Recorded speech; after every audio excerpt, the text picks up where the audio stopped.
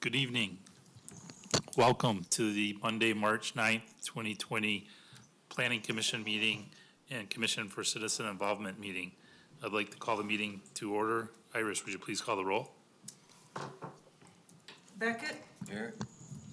Fisher, Here. Heap, Here? Pape, Here. Semler is excused, Stewart, Here. Whitman. Here. Thank you. We have quorum, so we'll continue on. First on the agenda is the council update, so we'll defer that to the next meeting. There's no council update for today. And next on the agenda is the citizen comment. This is regarding issues not on the agenda. This is an opportunity to raise issues regarding planning. A time limit of 3 minutes per individual applies. I don't have any request for a citizen comment tonight. So we'll move on. Commission for Citizen Involvement, general updates. There's no updates unless the commissioners had any other updates they'd like to make. None? All right, and then next on the agenda are the minutes from January 13th, 2020. Commissioners, are there any changes, requests you have with the meeting minutes? Is there a motion to approve? So moved. Second? Second. Motion to approve in a second. All those in favor? Aye. Aye. Aye. Unanimously approved. And the next on our agenda is item 7.1. This is a continued public hearing on the Historic Preservation Community Development Code Amendments, LU 19-008. Public testimony is not accepted. This hearing is continued from February 24th for deliberation only. The public testimony portion of the hearing is closed. This is a request from the City of Lake Oswego to amend LOC 1251.035 Historic Resource Advisory Board, LOC 5001-00.001, title and purpose, LOC 50.01.003, authority, LOC 50.06009, historic preservation, LOC 5007.001, summary and procedures, 5007.002, list of decision makers, 5007.003, review procedures, 507004, additional submission requirements, 5010.003, definitions and adding new language to address demolition by neglect. The staff coordinator is Paul Espe, Associate Planner. Thank you. Planner Espe, would you like to lead us in? Yes, I sure would. Thank you. Chair Heap, members of the commission, good evening.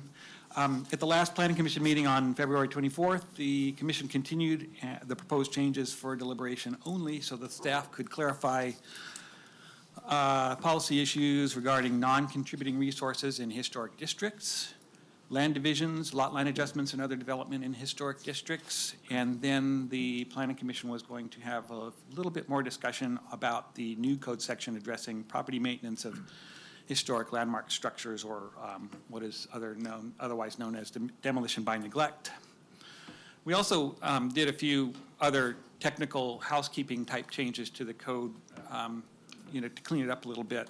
And that included removing redundancies shown in the draft code amendments and corrected some of the cross-sectional references. And then we streamlined the landmarks and contributing resources requirement to form a historic district in 500609, and then added architectural significance to the historic resource findings of fact, revised the title and deleted the review of new construction and alterations of non-contributing resources in historic districts, added contributing resources to the criteria for land divisions or lot line adjustments within a historic district. And then we made some changes to table 5007-001-1, and that's all set up in the report. I won't go into too much detail here. The Planning Commission asked staff to clarify ADJOURNMENT's recommendation whether some or all new construction should be reviewed to determine if they were complementary to the appearance of the historic district. And if so, should the alteration to the non-contributing resource be compatible to the non-contributing resource or to the historic district? And then we laid out options that are set up on the first page of the report. Staff reviewed historic preservation ordinances from other jurisdictions and found that in general, municipalities with historic districts require some level of design review for non-contributing structures and new construction within historic districts. But we thought that since Lake Oswego doesn't have any historic districts at this point, and the city were to designate a district, we could define the appropriate boundaries that minimize the number of vacant and lots and non-contributing structures. So we minimize the issue that is commonly had by a lot of other previously established districts in other jurisdictions. So we think that we could probably draw a district that would minimize the amount of non-contributing or vacant lots that would unnecessarily have to comply with district standards. So as a result, staff recommends that the new structures and alterations to non-contributing structures not be subject to the provisions of that code section. This approach also, we thought that this approach would make it more likely that a district might be formed by addressing property owners' concerns about the city applying discretionary design standards and requiring minor development review for building projects on properties that don't contain historic landmarks. And I don't think we really want to put people through unnecessary design review if we don't need to, and we can still end up preserving resources within a district if we decide to create one within the city. And so the March 9th, 2020 version of the code amendment reflects this staff recommendation by deleting 5009-006-8C and E that previously addressed those standards. So we also had, we started to get into the discussion with demolition by neglect or maintenance of historic structures. And we found that each year nationally historic resources are demolished due to lack of maintenance that leads to their deterioration. And when this deterioration leads to the health and safety violation, a building official has no choice but to remove the structure, avoiding all the local preservation ordinances. And that can either be done by accident or purposely. It could be some sort of a protracted thing on the part of the property owner to do that. And whether it is or not, it results in the loss of community asset and the progressive loss of our community authenticity. And while it might be argued that the city currently does not have the staff resources to implement and enforce the landmark maintenance, which might be true, staff believes that the incidences where full enforcement would be necessary would be quite rare. This kind of thing usually occurs with a foreclosed property that are bank owned.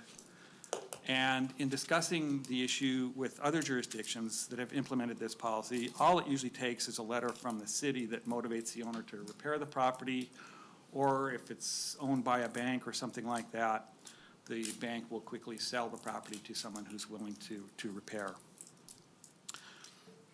So it's really, I mean, the power of demolition by neglect doesn't necessarily come from the actual implementation of the ordinance per se, but it comes from the possibility of using it. It comes from the possibility that someone knows that this ordinance exists and that they would be a lot more motivated to maintain their structures if something like this were to be in place. So if a property owner knows the city can enforce this part of the code, they'll often choose to perform the work themselves at a much lower cost. And so for that reason, staff is recommending that the Planning Commission continue to include Section 10 property maintenance with the proposed code language for consideration by the City Council. And that concludes my presentation. I have questions. You have questions? Multiple questions. First is, what encourages the property owner to do the repair, you said at a much lower cost? Why would it be a lower cost? Compared to an enforcement action that might involve a fine from the city, that would be the comparison between the higher and lower cost. Okay.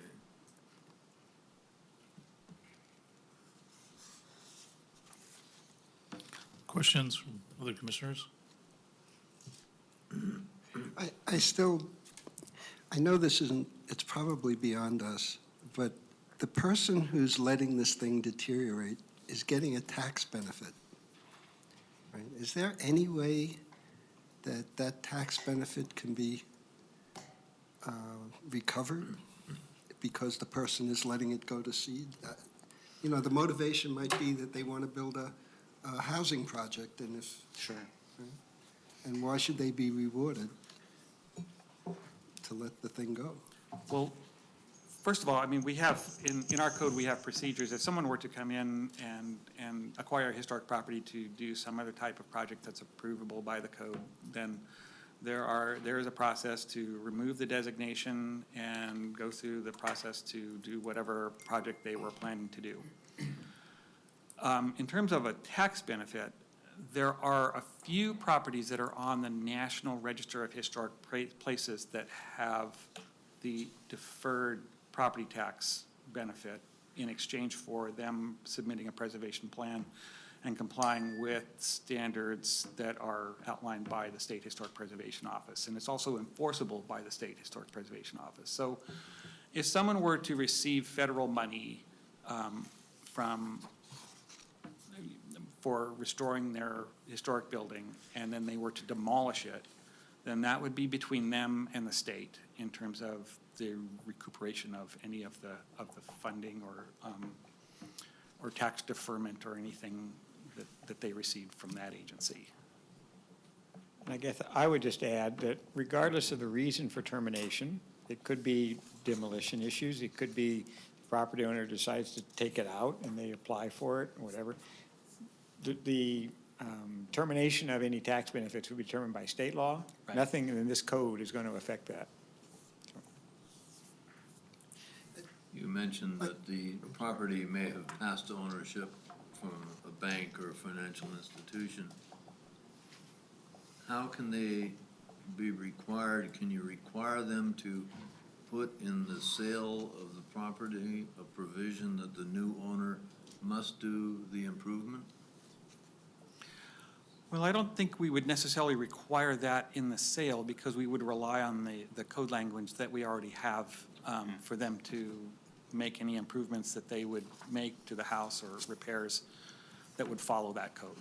And so I Well, don't. will the financial institution be clear about that? Is there any way to enforce that? To make it sure that it's clear to the new owner what the requirements are? The way we do that is by answering any questions that somebody, a prospective buyer, may have at the front counter.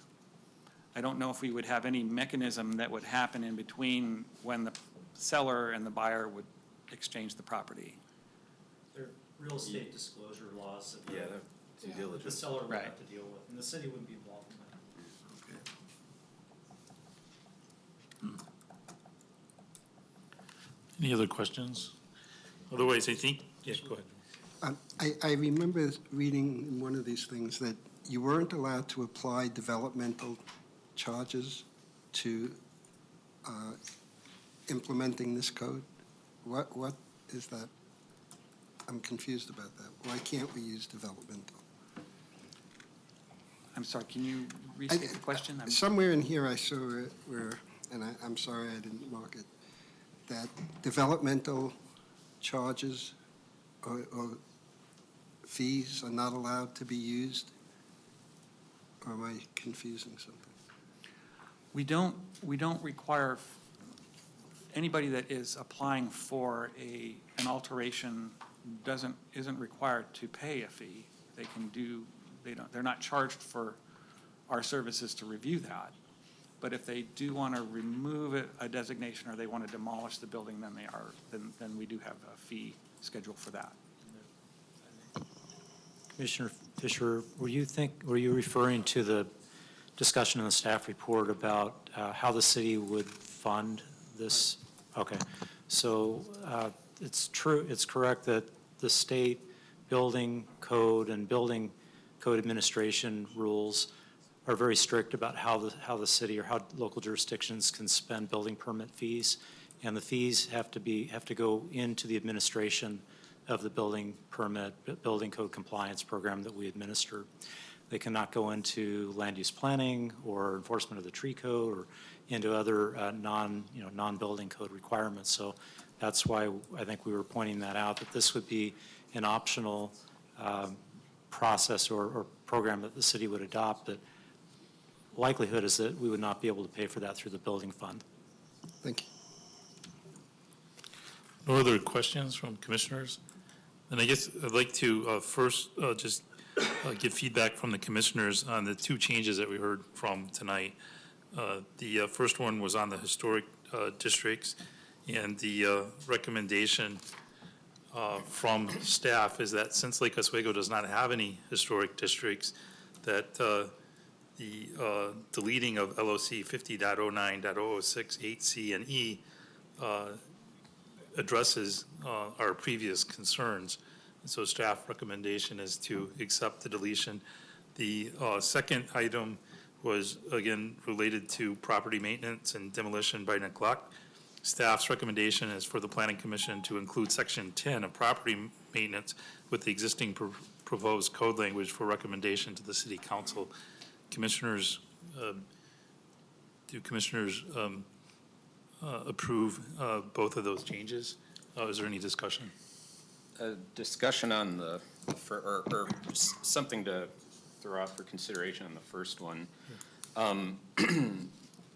Part of the justification that I heard for not requiring non-contributing structures to be, or to have design review is the idea that if we make the historic district smaller, or minimize it, then the chance for the need for review is minimized. However, what might happen is you'll have a non-contributing structure if it occurs in a smaller area that's much closer to historic structures than maybe typical, so that might mandate or require review. I'm not entirely sold on the recommendation. Historic districts are rare, and we don't have one yet, so I guess there's not really, we haven't had to test this yet, but my thought is in the rare event that a historic district is created, I think there should be additional considerations given for it. So that's my opinion. Commissioners? So let me just do a polling. I think we have two options. One is to accept the staff's recommendation for deleting the section of code, given that there isn't historic districts. We did get feedback, just not from Commissioner Stewart, that we may want to look at, changing the language to say that it could be a problem in the future. Let me just poll the commission. Commissioner? No, I'd vote to approve it. The staff's recommendation. Commissioner Beckett? I vote to approve it. They've put so much into this. They've given very careful thought to the fact that they could have a historic district in the future, and they've built some language into that to allow for that. It would make it easier if a neighborhood wanted to propose to become a historic district for them to move ahead on this. I would hate to see us eliminate that at this point, so I would propose that we go ahead with it as it's been modified. I would be in favor of staff's recommendation. Commissioner Pepe, Vice Chair Pepe.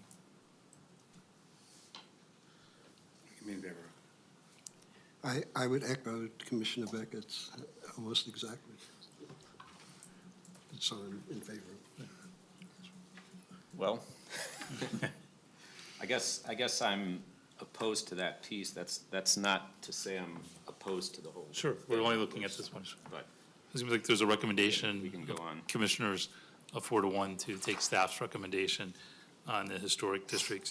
The next was the property maintenance and demolition. 5-1, sorry. 6-1, or 5-1? 5. Yeah, 5-1, sorry.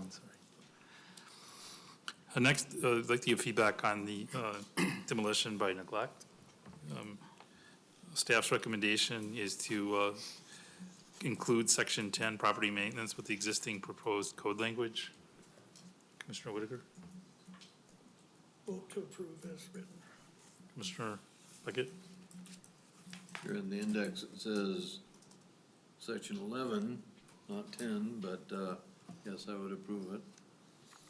I'll be in favor of staff's recommendation. Vice Chair Pepe, Yeah. Commissioner Fisher, I approve. Commissioner Stewart, Yes, I agree. unanimous. Right. So I think that was the only updates we're getting from staff tonight that was left open. Next, I believe staff would like to have the commission make a tentative recommendation for putting together the conclusions, findings, and order. So commissioners, is there a motion to approve tentatively LU 19-0008, the Historic Preservation Community Development Code amendments? All right, so move. Second? I'll second. Any discussion on the motion? Comments? I guess I'll just echo what I think commissioners have said so far. I think Planner Espe did an excellent job, and it was very detailed. And appreciate all the work that the Historic Resources Advisory Board contributed to, too. So lots of valuable input that they provided. So no other. Well, I'd just like to echo and that, and thank you for printing out the edit-free version. It was much easier for me to follow. Thanks for pointing that out. We get a little bit involved. Yeah, and in I apologize if that took a while to do, but for me, it was a lot easier to digest. That's the most important thing. That's what we want to do, yeah. Irish, do you just want to call the roll for a vote? Beckett, Yes. Fisher, Yes, Heat, Yes? Pepe, Yes. Stewart, Yes. Whitman. Here, yes. Thank you. This is a tentative decision by the planning commission. Written findings will be brought back to the commission at their next meeting, and I think the 23rd is canceled, That's correct, April 13th. April 13th. Correct. Thank you. So next on the agenda is item 8, a work session, 8.1, citizen involvement guidelines. This is work session number 5 for PP 19-0006. Public comments are accepted. Limit of 5 minutes per individual applies. The commission will review draft updates to the citizen involvement guidelines, consider community input, and provide direction on suggested revisions to the draft prior to the public hearing. The staff coordinator is Eric Olson, senior planner. I'd also like to mention tonight we're doing a little bit different format. So instead of having our normal setup, we've moved to kind of a work session setup where members of the neighborhood association can sit with staff and the commission as we review the guidelines.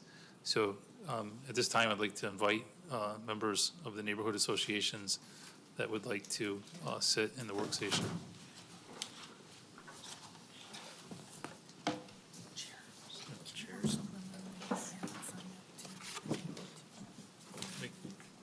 Oh, okay. I only have 3.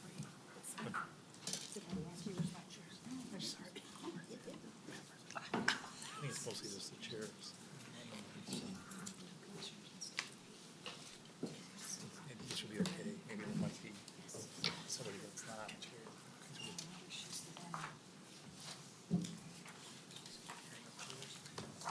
Apologies if we don't have enough chairs. We attempted to accommodate everyone here, but.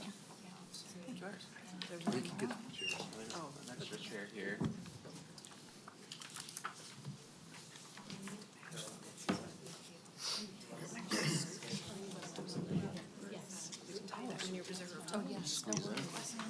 Yeah. It's open, anybody can come in.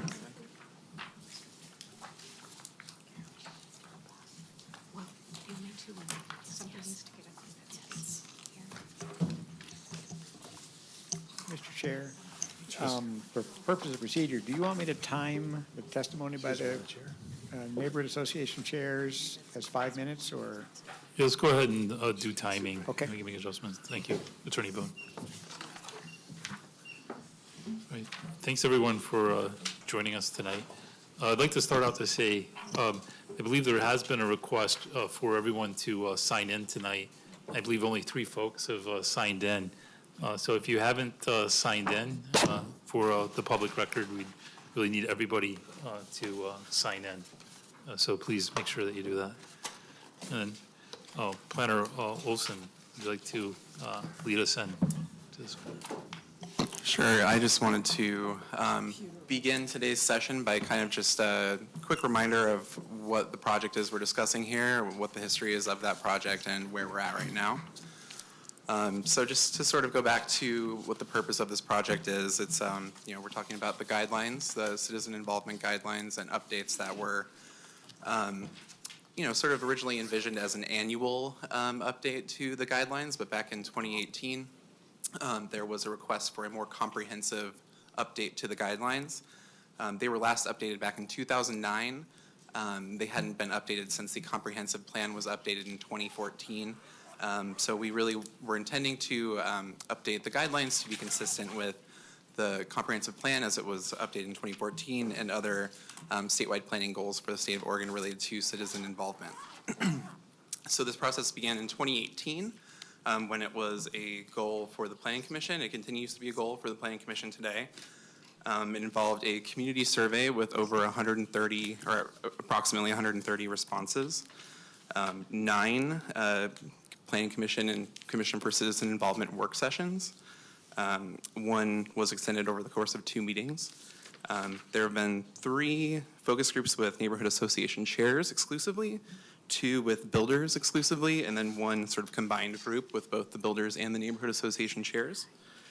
There's been outreach at 3 different mayor's meetings with NA chairs, as well as at a meeting of the Lake Oswego Neighborhood Action Committee, and as well as direct outreach and just sort of individual communication with folks that had expressed interest and had comments previously. So with that, I just kind of wanted to outline where we're at in the process. We had heard, I guess up until late last year, we'd heard some very positive things throughout the course of the focus groups. A lot of people, both in the developer community and on the resident side, had a lot of positive things to say about staff and citizen engagement practices that Lake Oswego has employed. We received guidance through both the focus groups and those surveys. Again, over 130 people were involved with those to continue, a lot of the current things that we had been doing, but to also think about additional steps that we could be taking. So, we had been talking most recently about some proposed changes to the citizen involvement guidelines documents, but we had also suggested some updates to the neighborhood association resource guide and a few other sort of training materials and various other resources that could make neighborhood associations a little bit easier to manage and make the role of neighborhood associations hopefully more clear.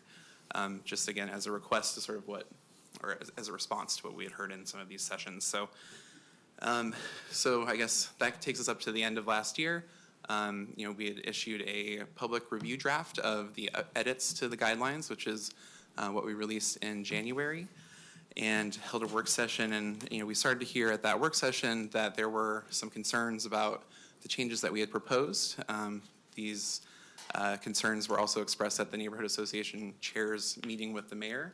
And so what we were hoping to do with today's session is to talk with some of the neighborhood association residents about their concerns and hear more about where they stand in the process and try to understand how we can improve or modify the process to accommodate concerns. Thank you, Planner Olson. I agree kind of with your comments. I'd like to add some.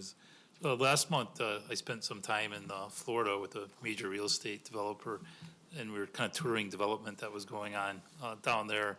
And some of my questions were like, aren't you guys giving feedback to the Planning Commission there? I mean, there's all these issues and concerns. I mean, what's going on? How come you guys aren't giving feedback? And, it was evident to me that, a lot of places don't have the level of community involvement that Lake Oswego has, and especially for, I think it's been said before, for a relatively small town. I mean, it's just incredible, kind of the structure and the whole process we have for taking citizen involvement. So, you know, we want to build on that, and I think it's good to recognize that, you know, we do have a good process in place. There's always room for improvement. So tonight, very interested in hearing from the neighborhood associations, having the commissioners be able to ask questions. And this is one step in our process. So tonight is a work session, but next on the agenda, or on the schedule, I should say, would be a public hearing that's scheduled for April 27th.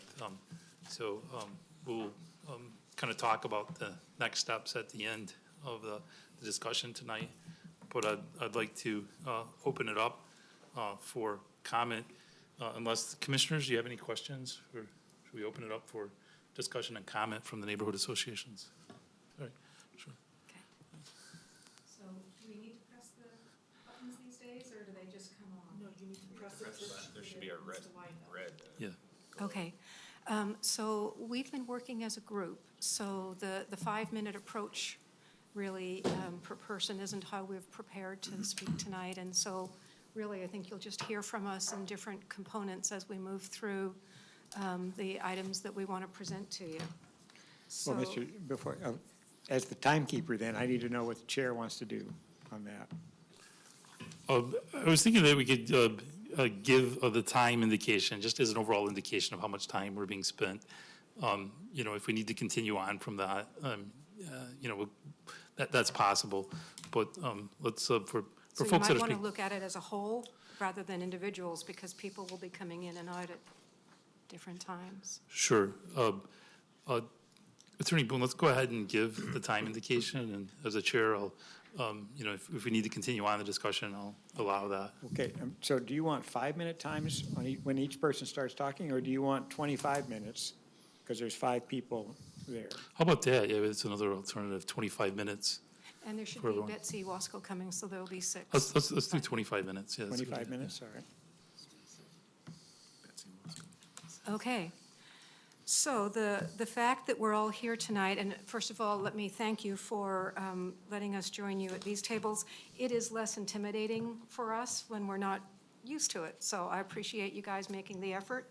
It's a little more awkward for you, and I appreciate the person in the booth being willing to catch all the camera angles. Can So- I make a comment real quick? Yeah. Since I'm relatively new here, can you each identify yourselves when you We- speak as well? We just so I absolutely know who will you- when we Okay. go through that, so thank you, yes. So, the fact that we're all here tonight demonstrates the recognition and reality that good city governance is an evolving participatory engagement. In my role tonight, my neighborhood association, Fan Forest Hills, has bylaws that specify a board seat as past neighborhood chair. My board wants me to actively participate, assisting with leadership and guidance, and I'm here in that role tonight. We will be talking about the revision of the Citizen Involvement Guidelines document and the work done by a well-informed group of active neighborhood association participants. The people here at the table tonight have participated in a number of meetings and have volunteered to represent to you the work we've been doing on behalf of the neighborhood associations. So I'd like to take a moment and ask them to introduce themselves and tell you what neighborhood they're a part of, how many years of neighborhood service, and why they do this. And for some of us, it might not be easy to calculate the number of years. So, Skip, if you'd like to start. And press the button if it isn't, and have your light on. I guess I get to be the guinea pig. Okay, name is Charles Ormsby, nickname Skip. Can you hear me? Yep, there you go. Okay. I've been in residence in Birds Hill area. Birds Hill is, Birds Hill CPO&A is referred to as a joint CPO.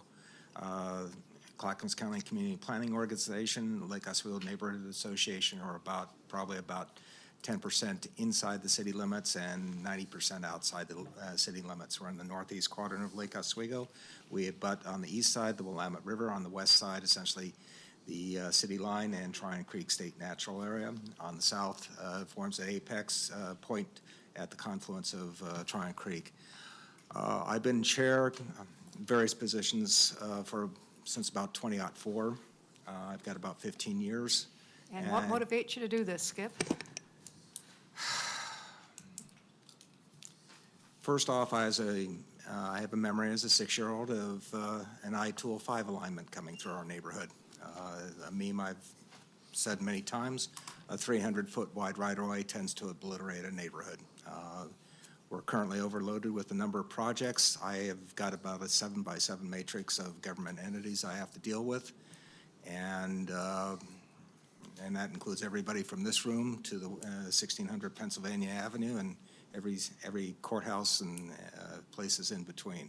Wow. We're extremely complex jurisdictional area. Thank you. Moving along. Good evening. I'm Cheryl Uchida, and I've been around for a long, long time in Waluga Neighborhood Association. I've lived in the neighborhood for almost 40 years, and I've been active on our board for probably 35 years, started off as secretary, and that is an awesome task in itself. I've been the chair for, I don't know how many years, probably more than 10. I'm trying to resign or retire from this position, but it's difficult. Just because of my years of service and the amount of knowledge and experience that I've had with various focus groups, advisory groups, et cetera. Why did I get into this? I don't know how I got into it. I know that I came from Portland Public Schools as an administrative dietitian, and I supervised over 80 people in our commissary. So I know a lot about food and the nutrients that come from food, and I know a lot about organization, so this is why I got involved here, and I've been retired for 18 years. Thank you. Thanks. Jeff Weems, board member, First Edition, Forest Hills Neighborhood. Jeff Weems, First Edition, Forest Hills Neighborhood Association board member. I'm Kathleen Weens, First Edition Forest Hills board member, and we're here to support our neighborhood association in regard to citizen involvement. Okay. Carol Okert, and how many years? I started being active in my neighborhood in 1989, and that was when Harold Campbell was mayor, and I was involved in the first task force to decide whether or not to relocate the library, and there have been a few of those over the years. So, and I like to be involved because, in a very serious vein, I grew up in Belfast, Northern Ireland, and I understand that good participatory governance is central to keeping a healthy community. Not all communities have that. This one does. I appreciate that. I'm Ruth Bregar. I'm from the Westridge area, and I've been on the board for at least 10 years or longer. And our board, I think our board's main goal is to promote a sense of community within our neighborhood and in the city.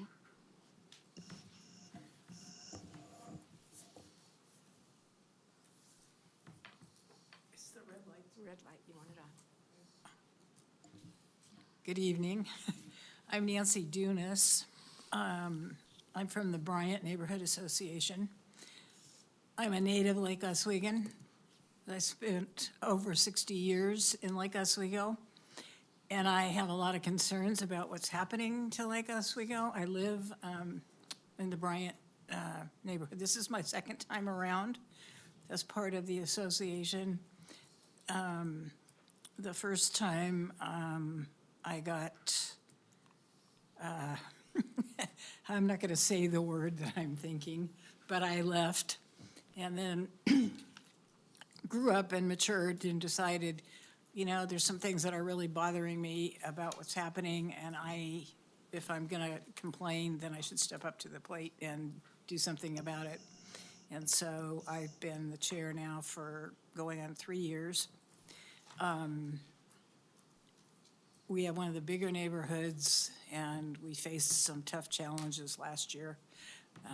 Probably faced some more, but I think, and I feel very strongly about the Citizen Involvement Commission, that it should not be part of the Planning Commission. When I first came on board, that was my very first question. why is Citizen Involvement Commission part of the Planning Commission? I never could figure that out. So I'm glad to be part of this and following Carol. My name's Elizabeth Jordan. I've lived in Lake Oswego for 10 years. I've been on the board of the Mountain Park Neighborhood Association for 2 years. I'm the chair of the association right now, and I wanted to participate in the neighborhood association to help build community because I'm a single mother. Well, I hope that give you guys a chance to feel like you could connect with us as the evening goes forward. I appreciate that. So we have worked with a goal to produce citizen involvement guidelines that will help city staff, neighborhood associations, boards and commission members such as yourselves, and the public at large to work together for the benefit of the citizens of Lake Oswego. And as you listen to our presentation this evening, please keep in mind, a revision is an update. We found some problems with the draft staff document. It added constraints, it reduced the vision and scope, and increased an already impossible requirements for neighborhood associations. So let me take you through the neighborhood association journey of the last 45-plus days. And I've passed out a handout, most of which will all show up on the PowerPoint. What the PowerPoint does, it allows you to look at it as I go through it. Also, and most importantly, it allows it to be captured for the tape and also for folks at home who can't have the handouts. So that's why I brought that along. So the neighborhood associations take up the citizen involvement guidelines. Back on January 18th, at a regular Saturday meeting of the mayors and neighborhood chairs, there was a discussion that ensued about the neighborhood, about the guidelines. People became very active and interested and engaged during that meeting.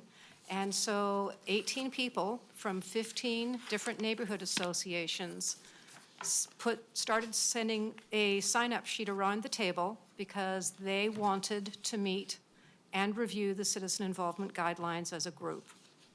So the neighborhoods that signed up on those sheets that were passing around the table that day, Westlake, Lake Forest, Palisades, Glenmorey, Bryant, Mountain Park, Lake Grove, Old Town, Waluga, Blue Heron, Birds Hill, Hallinan, Uplands, Rosewood, and Fan Forest Hills. And I think it is worth the time to actually call out the names of each of those neighborhood associations because it lets you know a couple of things. It lets you know how actively interested and engaged people are, and they absolutely want to participate. So you can see the broad reach that this group has had. So we met as a group for the first time on January 28th over at the Adult Community Center, and I've, thanks to Skip, there's some photos that we can look in and you can see the group at work. 18 people showed up to that meeting again from 15 neighborhood associations. So that's an amazing turnout on really short notice. And you can see the neighborhoods represented there on the screen.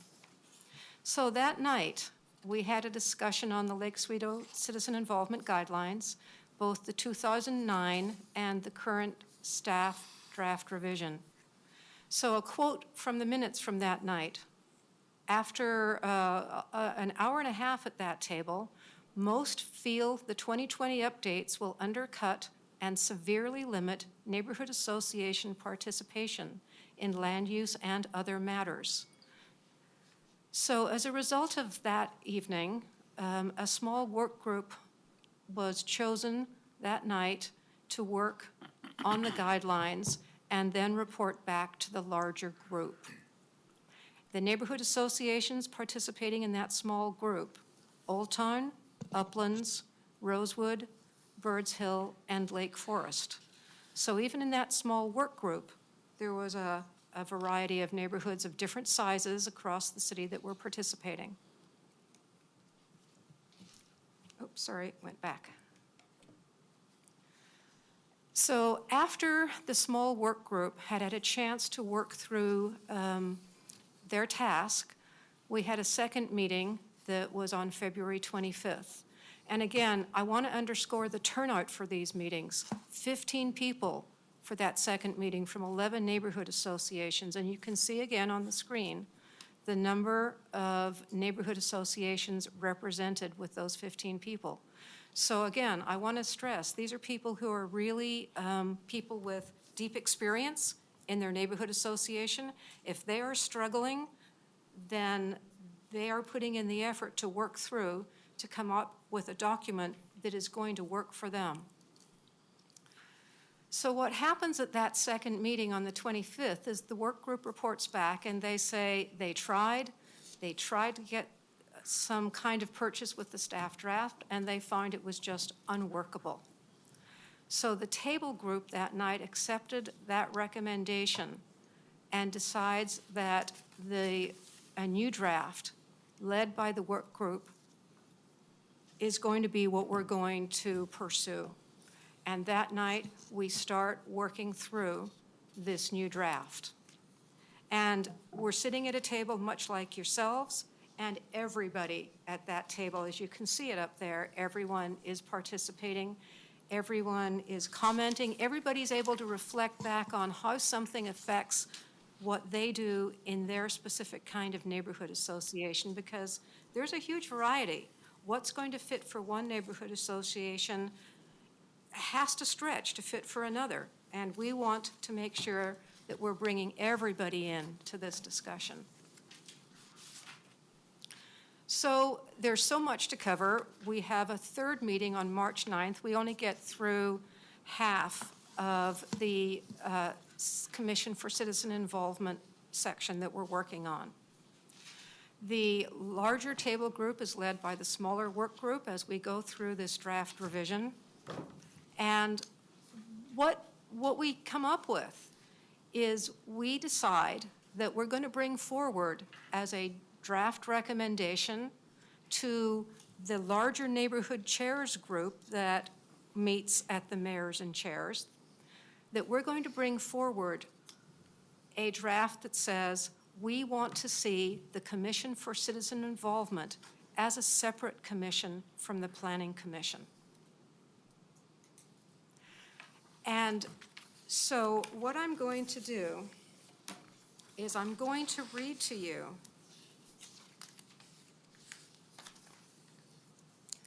I'm going to make first a comment, and I'm going to say that about the separate concept of a Commission for Citizen Involvement. In the early to mid-90s, Lake Oswego did have an independent Citizen Involvement Commission. Our draft provides for a more evolved Citizen Involvement Commission than existed then at that time. And so that's what we're going to bring forward to you tonight. And we're going to walk you through that. We're going to explain more about that. And then the small work group was also directed at this March 9th third meeting to go forward and work on bringing revisions to our larger work group for the neighborhood association portion of the revisions that you have in front of you.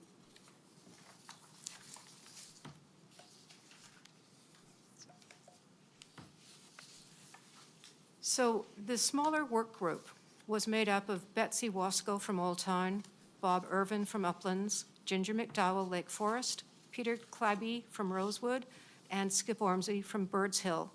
Bob Irwin couldn't attend this evening, but he did submit and ask that I read this to you this evening. So this is from Bob Irwin.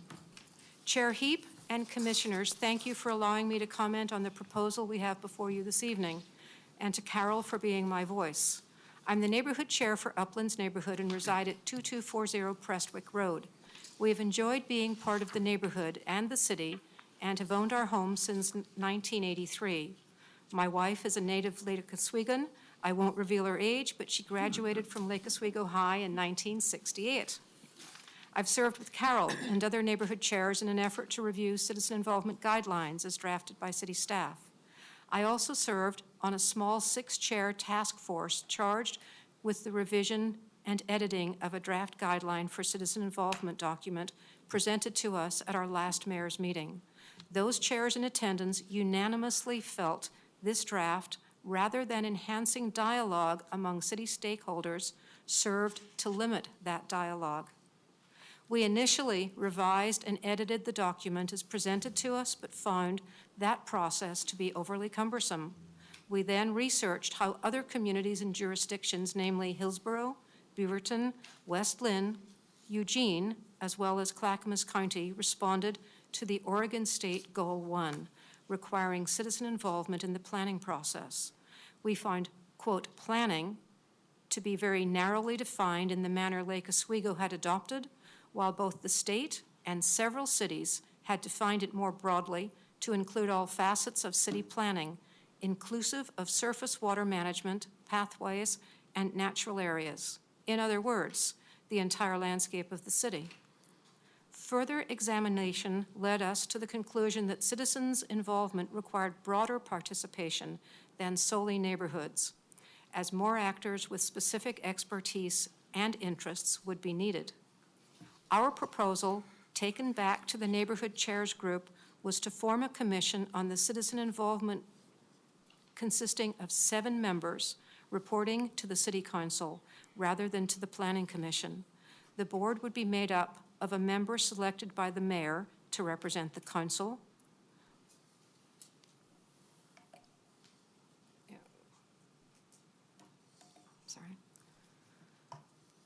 Let's see. The board would be made up of a member selected by the mayor to represent the council, 1 member each from the Sustainability Board, Parks and Natural Resources Board, Planning Commission, Transportation Advisory Board, and 2 neighborhood chairs. We have delineated purpose, goals, policies, and action measures. We also drafted a proposed City Council resolution establishing this commission and a draft of bylaws to guide its governance. We are still working on a document to better define the role and function of our neighborhoods, and will bring that back to you on completion for your review. I hope your discussions this evening are fruitful, and trust that you will give due consideration to how best to move forward as we all seek to enhance citizen involvement in the planning process for all of our city. Thank you, Bob Irvin.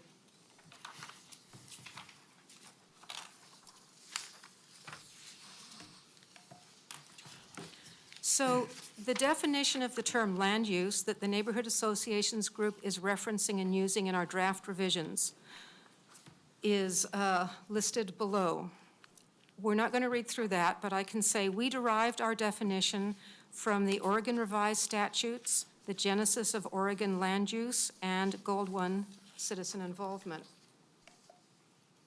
And so here is where we begin to walk you through what we consider to be important pieces of the document that we're submitting to you tonight. And Nancy, would you like to perhaps read this one into the record, just this piece that's up there? It's the very beginning. The Neighborhood Chairs Focus Group is where it starts. Yep, just read that piece. Great.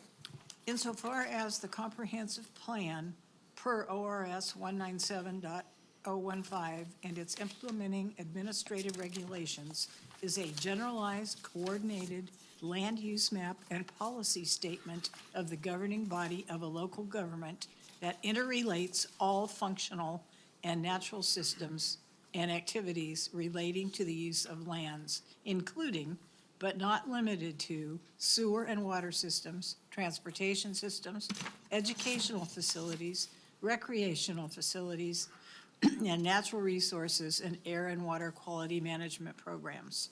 Insofar as comprehensive means all-inclusive, both in terms of geographic area covered and functional and natural activities and systems occurring in the area covered by the plan.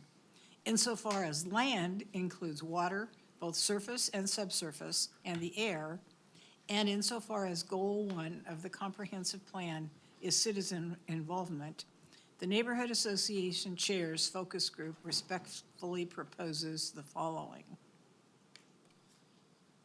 So Skip, perhaps you can walk us through this next part. Item A, the Commission for Citizen Involvement be restructured and replaced by a new commission for citizen involvement created by the City Council, resolution and bylaws attached, 4 pages, and comprised of 7 members as follows. First member, mayor or City Council designee. Second member, Planning Commission member appointed by the Planning Commission. Third member, Parks and Natural Resources Advisory Board member appointed by PNRAB. Fourth member, Sustainability Advisory Board member appointed by the Sustainability Advisory Board. Fifth member, Transportation Advisory Board member appointed by the Transportation Advisory Board.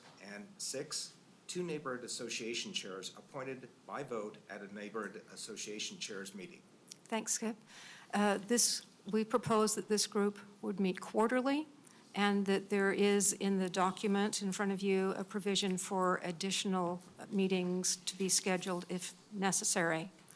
And in taking a step back and looking at this, I would say it calls and reminds me when you're looking, for example, in a situation where there's healthcare and a healthcare issue that someone has.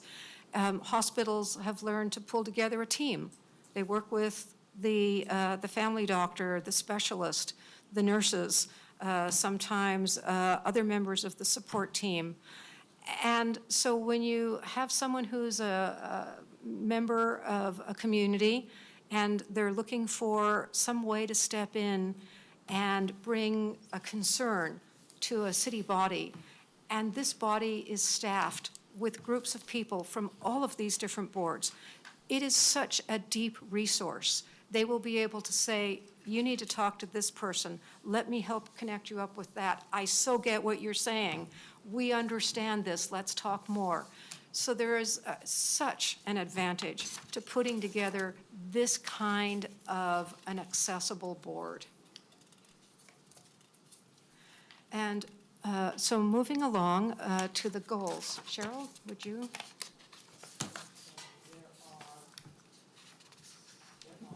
Five goals.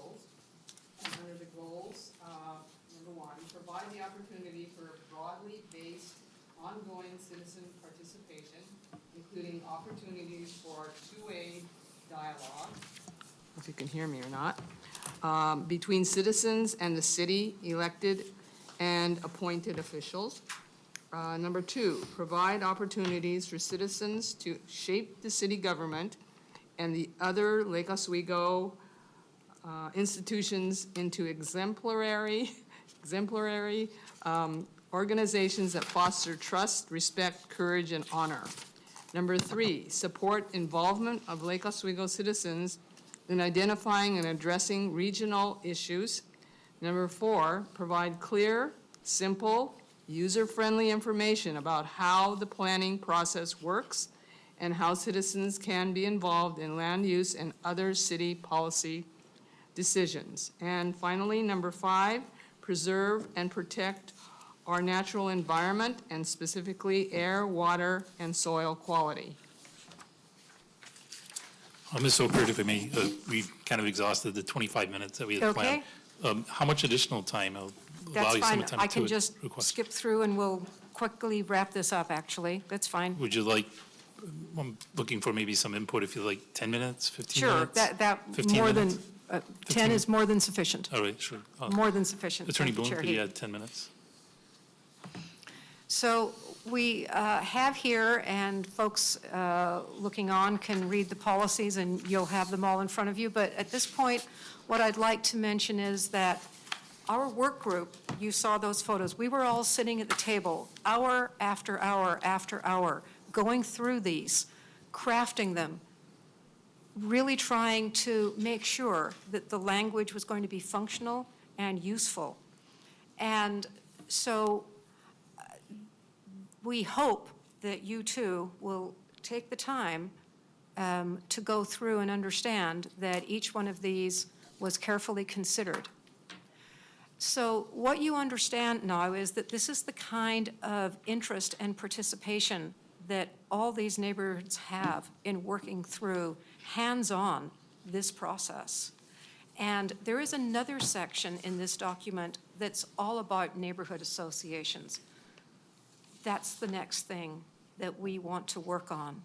Now, our ability to get this large group of people through that in the same detailed, useful way is going to be something that is going to be somewhat of a time constraint. We certainly will be attempting to do that before the public hearing in front of Planning Commission. I hope that we get through that. There isn't another work session to bring that before you and talk with you about that. We're certainly open and willing and interested and want to collaborate with you guys in doing this because it's staff, it's commissioners, it's neighborhoods. It really is reaching out. We will and are doing our best to move this forward. We will take this back to our neighborhood chairs group that meets April 11th.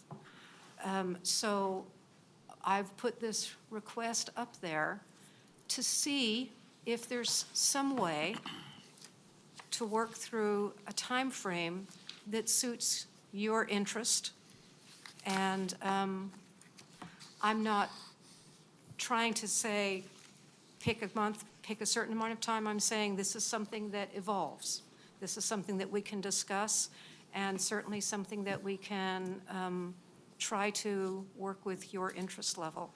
But this is what we're working on, and our next stop is to work forward in our table group and work through the neighborhood association guidelines piece. So I hope you find what we've brought here exciting and interesting. It's a large group of people who've been working on this. Thank you. Thank you, Ms. Urquhart. Appreciate all the work that the neighborhood associations do. I know it does take a lot of time. And, you know, the neighborhood association input that we've received has been just invaluable. So really appreciate all the work. Commissioners, I guess we'd like to open it up for questions. Commissioners, would you like to ask the chairs here any questions? Thanks for comment. Yeah, Commissioner Beckett. I guess that's already on. I think the thrust of this, it makes a lot of sense. I was chairman of a neighborhood association for about 9 years. Going back a decade, there was a city staff person, Sarah Selden, who was responsible for working with the various neighborhood associations. And no one told us that our function was limited to land use. So this recent discussion that, hey, it's only land use, was limiting in itself. And when we had an issue that needed to be resolved, of course, the neighborhood association has no power, we're not legislative, but we had an interface, a person on the staff at the city that could take the issue and move it forward. And that's missing now. On the other hand, back then, we didn't have the monthly mayor meeting with the neighborhood associations. So that seems to some degree to have replaced what was happening before. Whether it does as broad a scope as what this proposed Citizen Involvement Commission would do, I don't think it does. So I think the flesh that you've put together here really provides something to really take seriously. I wonder how much of it overlaps with what City Council does, what the Planning Commission does. Are the organizations going to be butting heads? I don't know. These are things that we need to think through before we went ahead and did this change, but it's certainly worth very careful consideration. Commissioners, comments? You said something about April 11th. What is that? April 11th is the next scheduled Saturday morning meeting of the neighborhood chairs with the mayor. And the reason I'm asking that, because this is a lot to digest. Indeed it is. And I'm wondering, what our time frame would be if Yeah, I think, if I may, Commissioner Fisher, let's come back to that towards the end. I'd like to kind of ask more general questions. And I think as we have the discussion about what it is that we're trying to accomplish, what the concerns are, then at the end, towards the end of this discussion, we can come back and talk about what are the next steps. I mean, there's certainly a number of options that we have, and so we can discuss that. So I'd say in terms of next steps, let's hold off for that, but ask any questions of the problems that are trying to be solved, concerns, and then we'll come back to next steps. Commissioner Stewart? I'm curious, the structure that you've all come up with for basically who would sit on this commission, what was the discussion behind that? Like how did you talk about who would be representative of this commission as opposed to just having 7 just at-large designees? So the large table group talked about how they thought different, when there's something that comes up that we're trying to figure out our way through, what kinds of resources in this city do we have available, and how do we communicate and intercommunicate? And so it seemed like those were boards and commissions that are pivotal to how we manage our community. And so it seemed that they would be people that would both be very excited and would want to participate in something like that, and that it would be a way that there would be a lot of cross information and collaboration. So that's where we came up with those. Okay, I think that makes a lot of sense. I guess if I have a concern, it would be in recruiting, I think 5 of these 7, they would essentially have 2 roles, right? They would have their participation on, say, the Parks and Natural Resources Advisory Board plus this Commissions for Citizen Involvement. So I wonder if it's going to be challenging to find a number of people that have the willingness to commit, a lot of extra time. And certainly one of the, much like Commissioner Ward would come to the mayors and chairs meeting, and he participated in that. And so having it be something that was quarterly seemed like that was something that would make it more doable as opposed to another monthly meeting. So that was part of it. And we would intend to do outreach to these particular boards and commissions and talk to them about that. Sure. Okay. Thank you. Yes. Commissioner Whitman? I'm new to the commission, but clearly there's a lot of history involved in getting to this comprehensive review. Is there a series of events that occurred that told you the system as is was not working? Or is it a long history of things not going the way you felt the neighborhood should be treated, or any catalytic event, I guess I'm looking for? Well, I think that Commissioner Beckett there was really good in highlighting that we all felt the absence of having Sarah Selden on staff as a person who was very effective in a very quiet way of solving a lot of neighborhood association issues and concerns. She was very deft at being able to make things work well. And sometimes people who work well behind the scenes, their value isn't often seen. And so, yes, it has been difficult for many of us in different neighborhood associations to engage in a functional way that has not always worked well when we've been problem solving. That is true.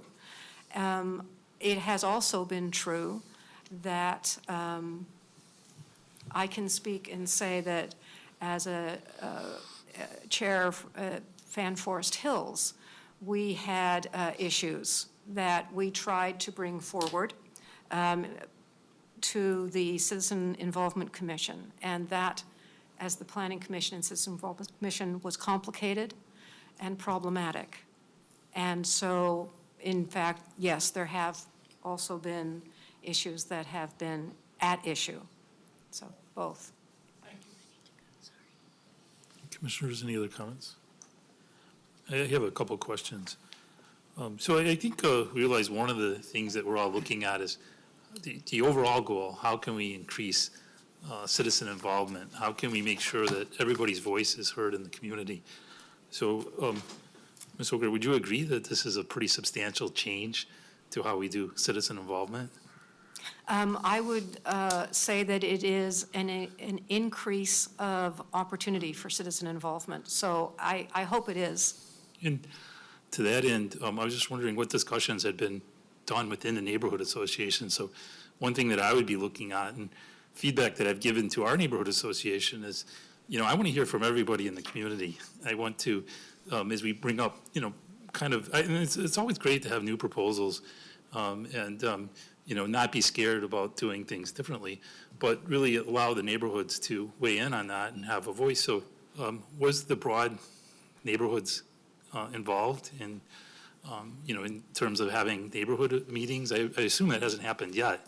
So, allowing this as discussion within each neighborhood association, allowing both the majority and minority statements to be heard, to collect that feedback and bring back to us, as well as council, I think would be valuable. But I assume that hasn't happened, right? This has really been something that the chairs have been leading, and there hasn't been this kind of solicitation for input to the broad neighborhood association members yet.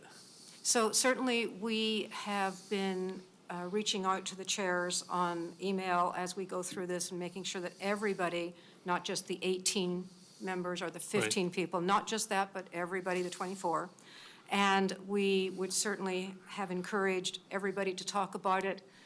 If people have board meetings, in Fan Forest Hills, ours are monthly, some people maybe twice a year. So again, for different neighborhood associations, this does not all work the same way. This has in fact been a very, very tight time frame, so 45 plus days is not a lot. We haven't even been able to get back yet to our Saturday chairs group, which we need to do. So your point is well taken, Chair Heap, that in fact, there hasn't been that kind of time opportunity yet.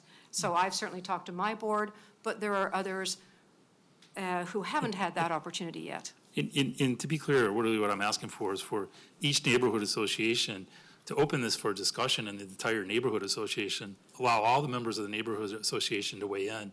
And in the past, what I thought has been really good is when those neighborhood associations have been able to collect the majority and minority views, bring that back.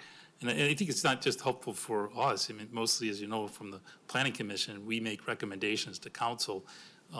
And I think, some of that background is not only helpful for us, but when council makes the decisions, then, having that type of input is very good. So, with a change like this, I would really like to see, neighborhood associations be able to vet this and have, full broad member feedback from all the neighborhood associations on this. Because I do see it is a pretty big change. Absolutely. Also, maybe another comment. From listening to the comments so far, I got to tell you kind of my view on this, is that it seems, and from the history that's being alluded to too, it seems like there's a desire for a commission that is a little bit different from land use, citizen involvement. It's, desire to have more of a commission on citizen involvement that involves, sustainability, transportation advisory board, all of that. To me, I kind of get the sense, and I could be wrong, commissioners can weigh in on their decisions, but it seems to me like what we're asking for, what's being asked for is actually a separate commission that is separate from land use specific to planning, which is what we have been all about. And I think that's been some of the frustration, is a lot of times, we hear people come to the Plan Commission and they have, items that they want to, you know, have heard and addressed that really we feel are outside the scope of planning. And so we don't, you know, we defer that and say, you know, please go to the respective boards and to council that's really outside. And I think it's some of the frustration. So I still feel like almost in what's being asked for is a separate commission from planning that would be able to provide all of these inputs to the various commissions. I don't know if commissioners have any other comments? Vice Chair Pepe? Yeah. One, it's great to see some new faces at citizen involvement and some very familiar faces. Having gone through the process, some of the points that are coming up are struggling with a little bit because I don't recall hearing them very often throughout those meetings, whether it be with, really at any point.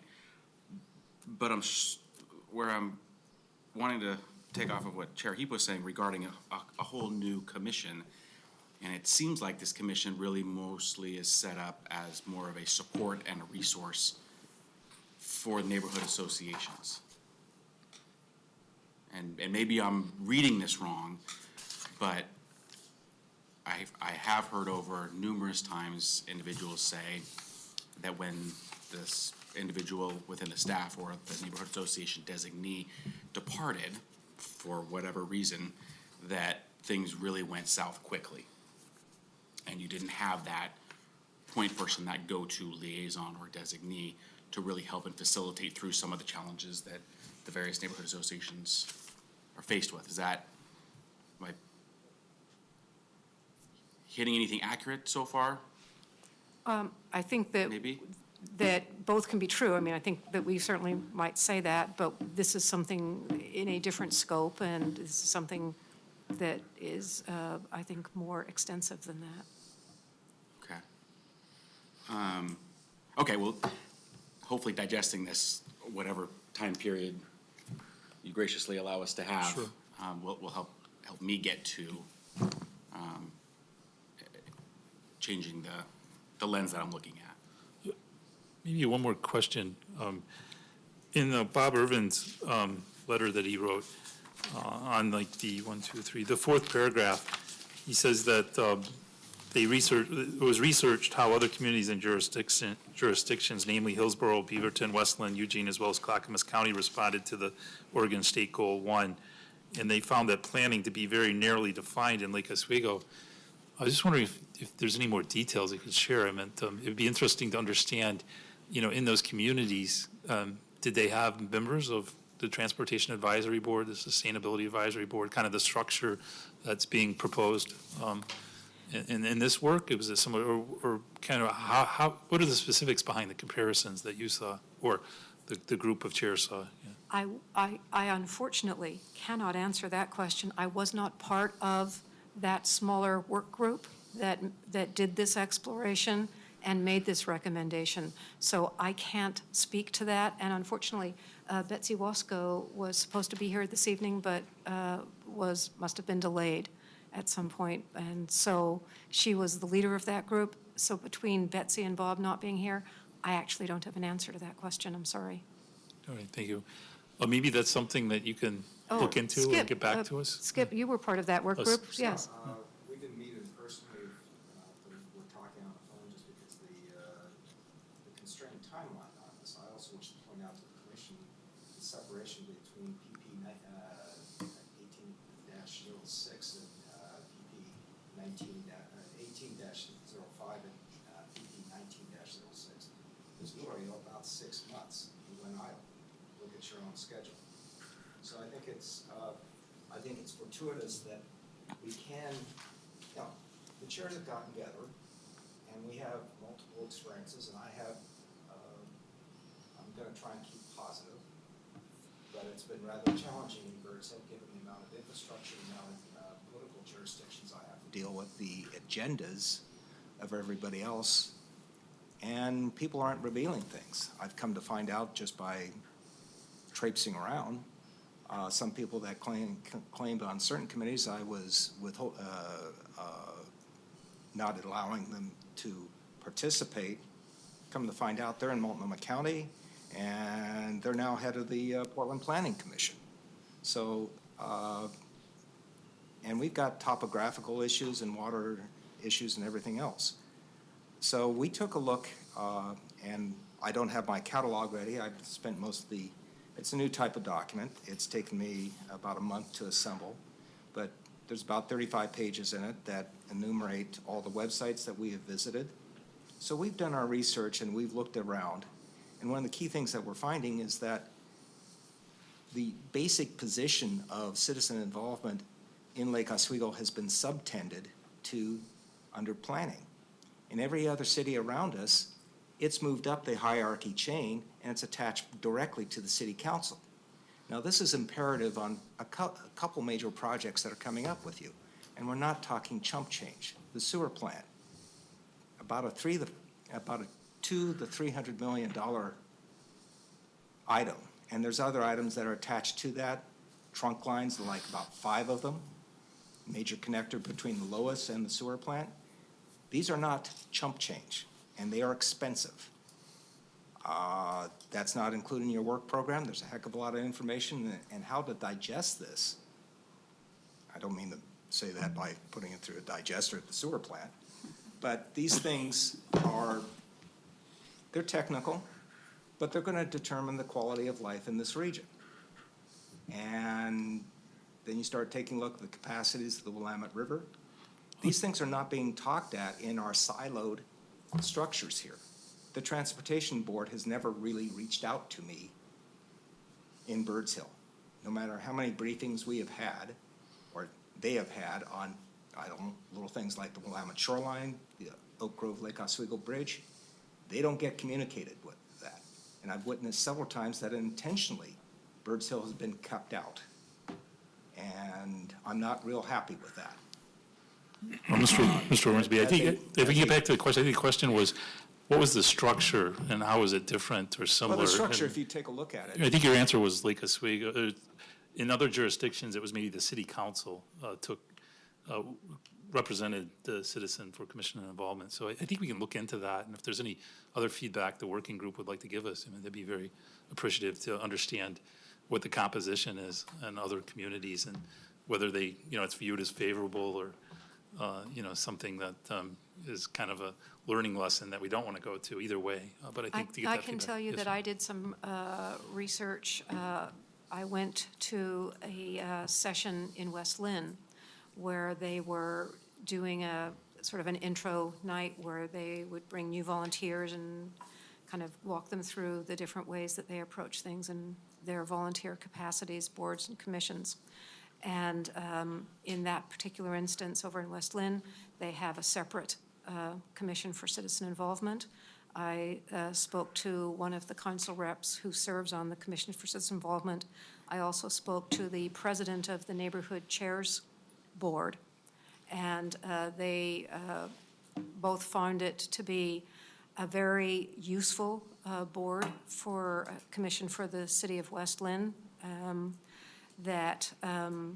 Again, it doesn't meet monthly there, but as they have a need for it, and they were very clear that it was not narrowly land use focused. I did ask them both that specifically. Yeah, Commissioner Beckett. I've been on the planning commission for less than a year.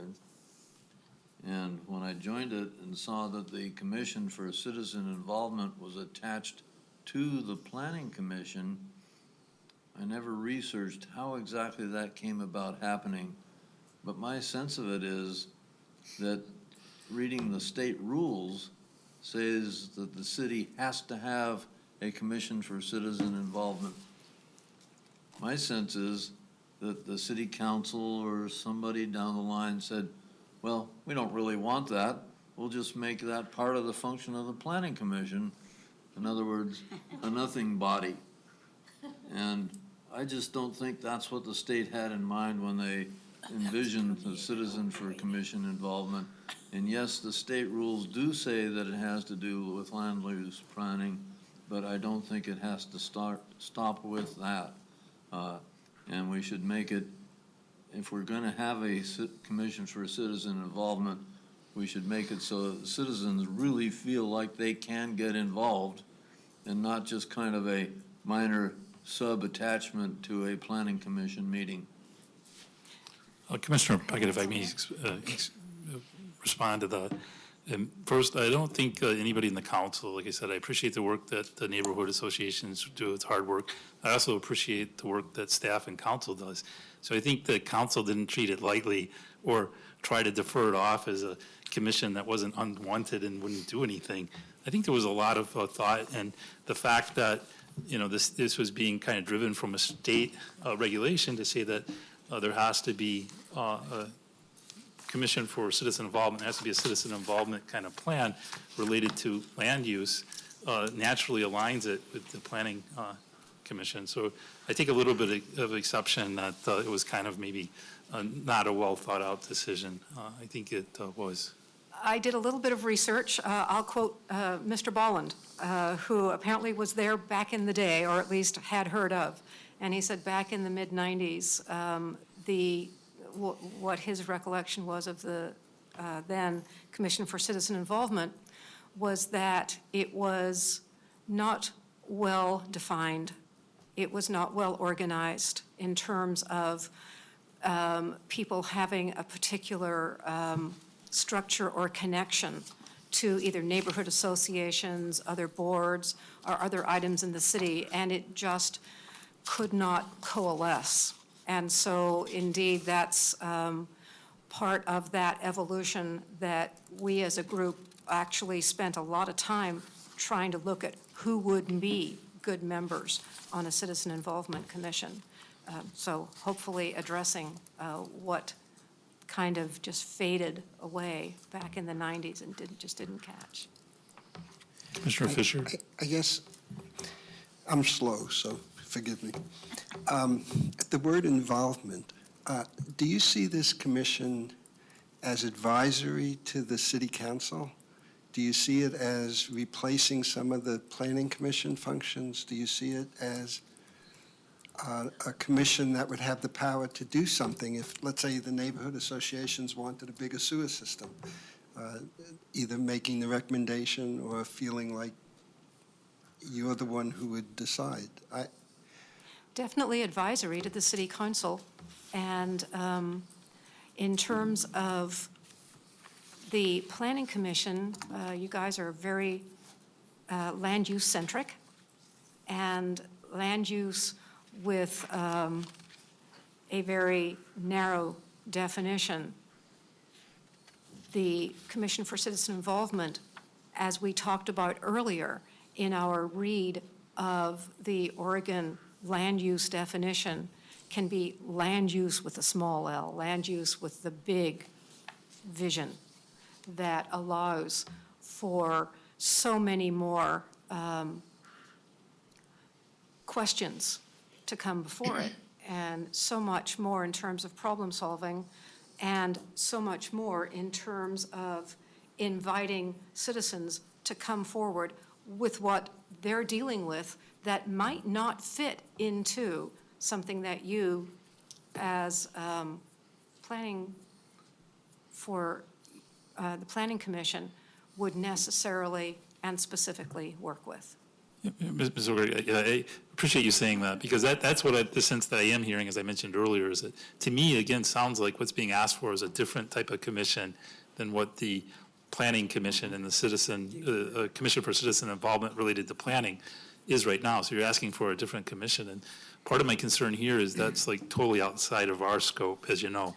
It's the scope of council to look at creating new commissions and also the composition of the commission. So we were talking earlier a little bit about kind of next steps. And I was wondering what the chair's feedback might be, is that, based on what we've heard tonight, I'm thinking that there should be a check-in with council to say that the neighborhood associations have spoken. They're requesting these changes to the commission, and let them give some direction back to us on whether, they agree that there should be a new singular Commission for Citizen Involvement that should be expanded in the composition and roles that they have. Or what I'm thinking too is there's a commission that we're missing that is more addressing kind of this broad interaction to, local government and all the different boards and commissions that we have. So I'm thinking for the next steps, maybe we'd like to defer and allow to check in with council And and if I get some might say- feedback on the. So if I might say, Yeah. this commission that I'm describing would be the commission to check in with, in a sense. They would be the commission that would be able to have that conversation where you're feeling that it is outside of your comfort zone. And so I certainly respect that might- and understand that. My Yeah. concern is that, I think it's widely understood that a commission is just providing recommendations. We can't make decisions. And I think what you're asking for is for a commission that could make a decision. And to me, that sounds like what you're saying, that I thought what your previous comment was, that this commission that's being recommended could make a decision on commissions and their composition, and those decisions could be made by this kind of recommended not at commission. all. Oh, please clarify. No, not saying that they could make any decisions like that at all. What I'm saying is that as you're saying that this feels perhaps uncomfortable for you outside of your scope of discussion, it would be within a scope of discussion for a commission that saw this particular kind of larger definitional moment. And in fact, this comes before you guys. I mean, we're here because with the look at this 2009 document, Citizen Involvement Guidelines, this is the first, you open it and this is the first section. And that's why we're there. We opened it, we're working on it, it's the first section. Where else can we come since it's in front of you at the moment but here? And this is where we start, and certainly it moves forward to council one way or another. We all move forward, you guys are the council, the planning commission, you stay here in a sense, but we as the neighborhood associations or anyone else who's testifying as we go forward will be going to council with this, you bet.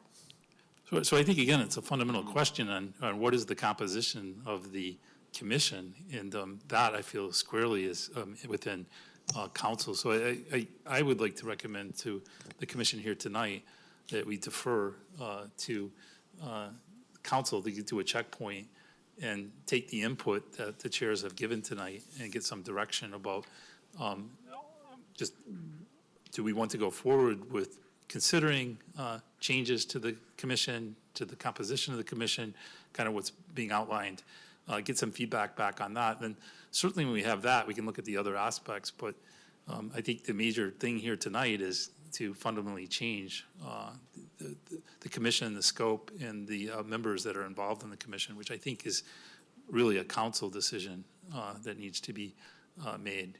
And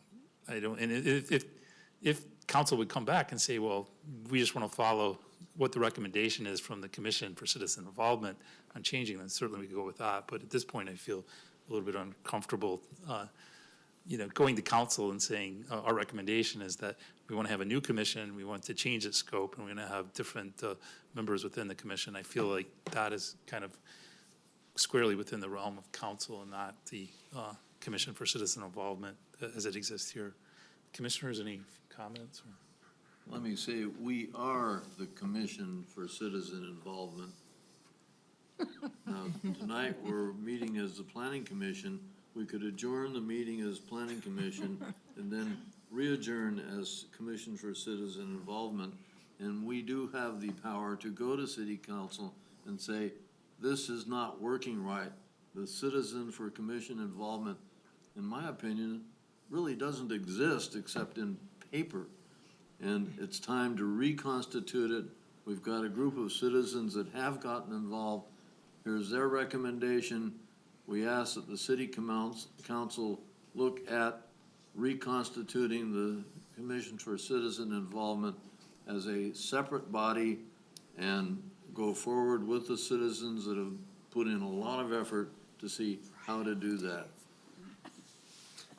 I agree, except I agree with Commissioner Heap that the reason we are the City Commission for Citizen Involvement is because the council said that we are. Isn't it the council's job to give us direction as to whether or not they want to separate it or not? Yes. Go ahead. I was actually going to ask for a motion. Deputy Attorney Can Boone, we comment? what is our scope? What can we do within the parameters that the city council has placed on the guardrails around Commission for Citizen Involvement? Moving forward with what has been brought in front of us. The Committee for Citizen Involvement was established under Goal 1 in order to help local governments carry out and adopt policies to further goals 2 through, I think, 17, something like that. 19. So that's the scope of the Citizen Involvement Committee mandated under Goal 1. Now, the discussion tonight is to say, well, we don't want to be confined to just goals 2 through 19. We have other issues that we want a commission to address on citizen involvement, such as volunteer activities and sustainability and things that are outside the scopes of 2 through 19. So there needs to be a commission on citizen involvement to address goals 2 through 19, okay, planning matters. Now, if that commission also addresses other matters, so be it, if that gets established by the council. I think that the commission needs, whether it's the planning commission gets delegated this broader authority or another commission gets delegated, obviously the commission needs to know which ballpark it's playing in, because I think its roles and scopes are different, whether it's in a land use arena and what are requirements there are participation, or if it's in the non-land use arena, because there's a lot more, there's a lot less limitations or corrals that have been established under state law and carrying out those policies, the land use policies. So when you ask what's your scope, the Commission for Citizen Involvement under Goal 1 is limited to policies carrying out 2 through 19. Okay? So based on that, do we then have the ability to take this and put it in front of and support of and or request the city council take a look at this? Well, yes. I mean, ultimately, the city council has to decide how it wants to define the scope and roles of its commissions. So if you want to suggest that there be a commission, or that the planning commission also have another hat, non-planning, that deals with non-planning matters, well, the council will have to decide that. Maybe there's a separate commission to deal with non-planning matters. So you have a commission for citizen involvement to deal with the land use matters, and then there's a commission that deals with the non-land use matters. Because there is definitely in the goals, in the Goal 1, which sets this up, and in the land use construct, there's a whole separate, there's a whole confined body about land use planning, and then there's non-land use planning. There's a definition of what is a land use decision. Implicitly, if it's not that, it's non-land use plan, it's non-land use decision. Your role is to look at the land use, well, your role as the planning commission is laid out by statute, which focuses on the planning aspects of it. Right. If the council wants to give you additional authority, well, it would need to speak to that. And then you would need to be clear in your actions and in receiving testimony as to whether you're operating in the land use context or not. Right. So I guess there are different ways to build the model, and people will have different theories. At this point, I think the Planning Commission is operating, and the reason why the Planning Commission members are, in fact, the members of the Commission for Citizen Involvement is it's fulfilling the Goal 1 requirements. I don't know if Ms. Siegel, you have any broader concept? Well, that is right, and really the points that were made earlier about elevating citizen involvement and addressing priorities and initiatives that go beyond land use planning, I think you do have the ability, perhaps the opportunity at this moment, as you're reviewing the guidelines for land use, to to make observations or even recommendations to City Council, if you feel that your job as the Commission for Citizen Involvement is larger than you have the capacity or the expertise to manage, that is a valid, that would be a valid conclusion or recommendation to make council, that you would be seeking either direction or support. The points that were made earlier about staffing, that goes into the budget, and that's the City Council's purview, but input as to the types of citizen involvement support that the community needs in land use planning, and perhaps beyond that, if that's where you go.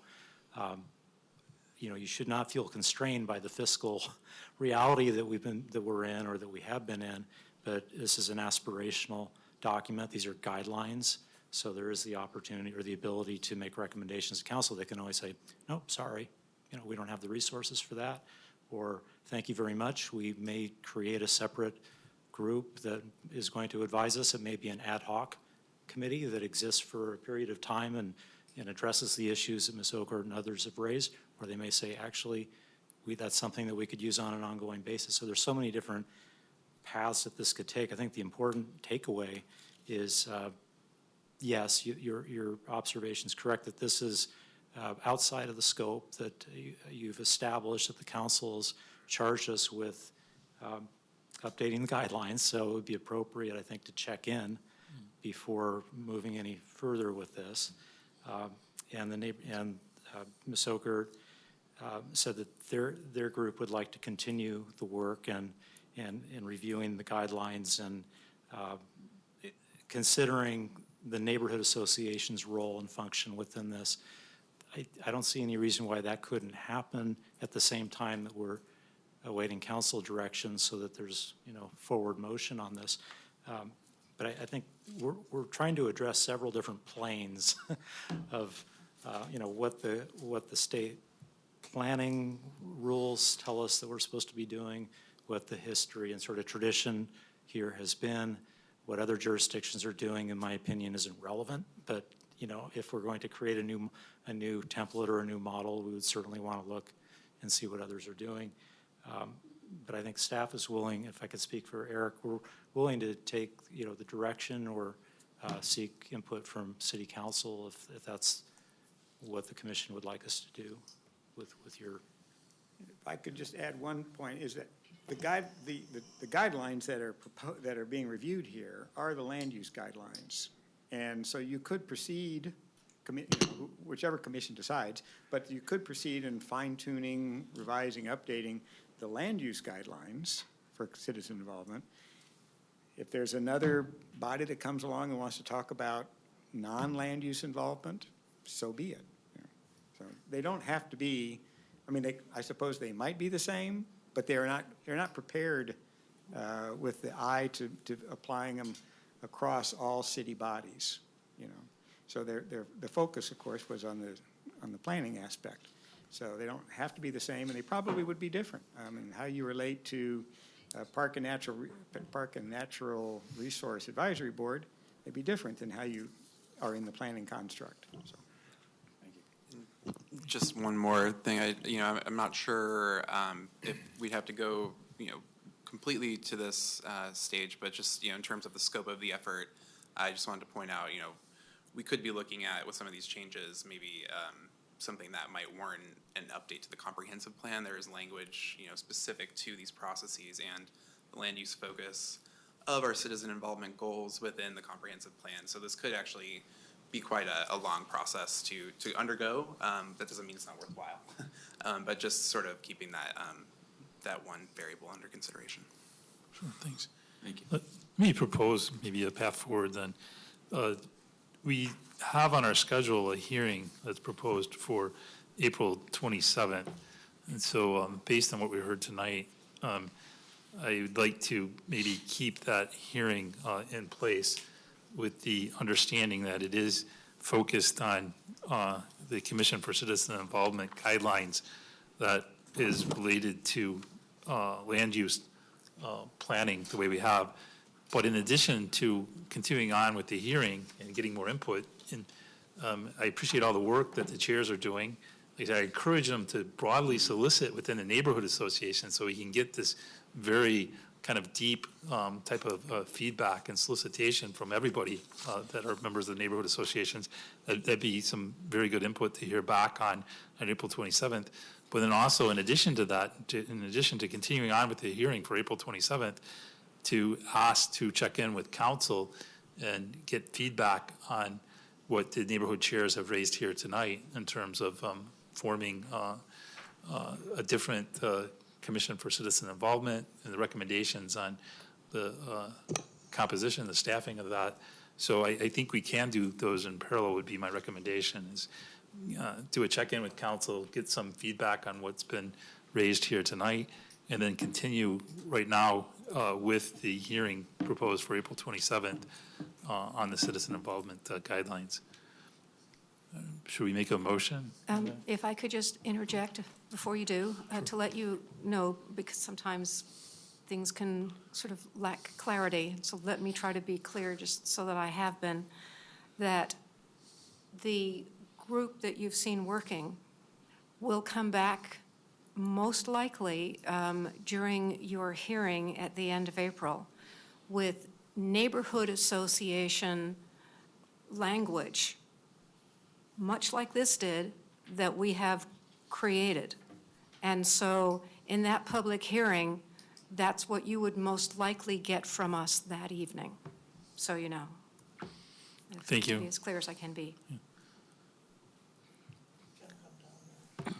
Chair Heap, could I say something? Ms. Uchida.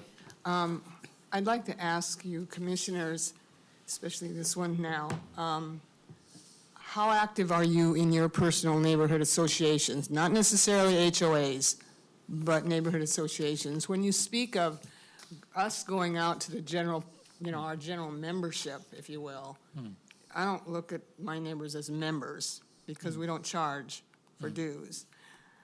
It's even in small Waluga that doesn't have a lot of, single-family homes, we have a lot of high-density residential, including condominiums and apartments. So to reach out to my neighborhood to try to explain what we're doing here that led up to tonight, I was trying to figure out how I was going to do that and how our board would be able to do that.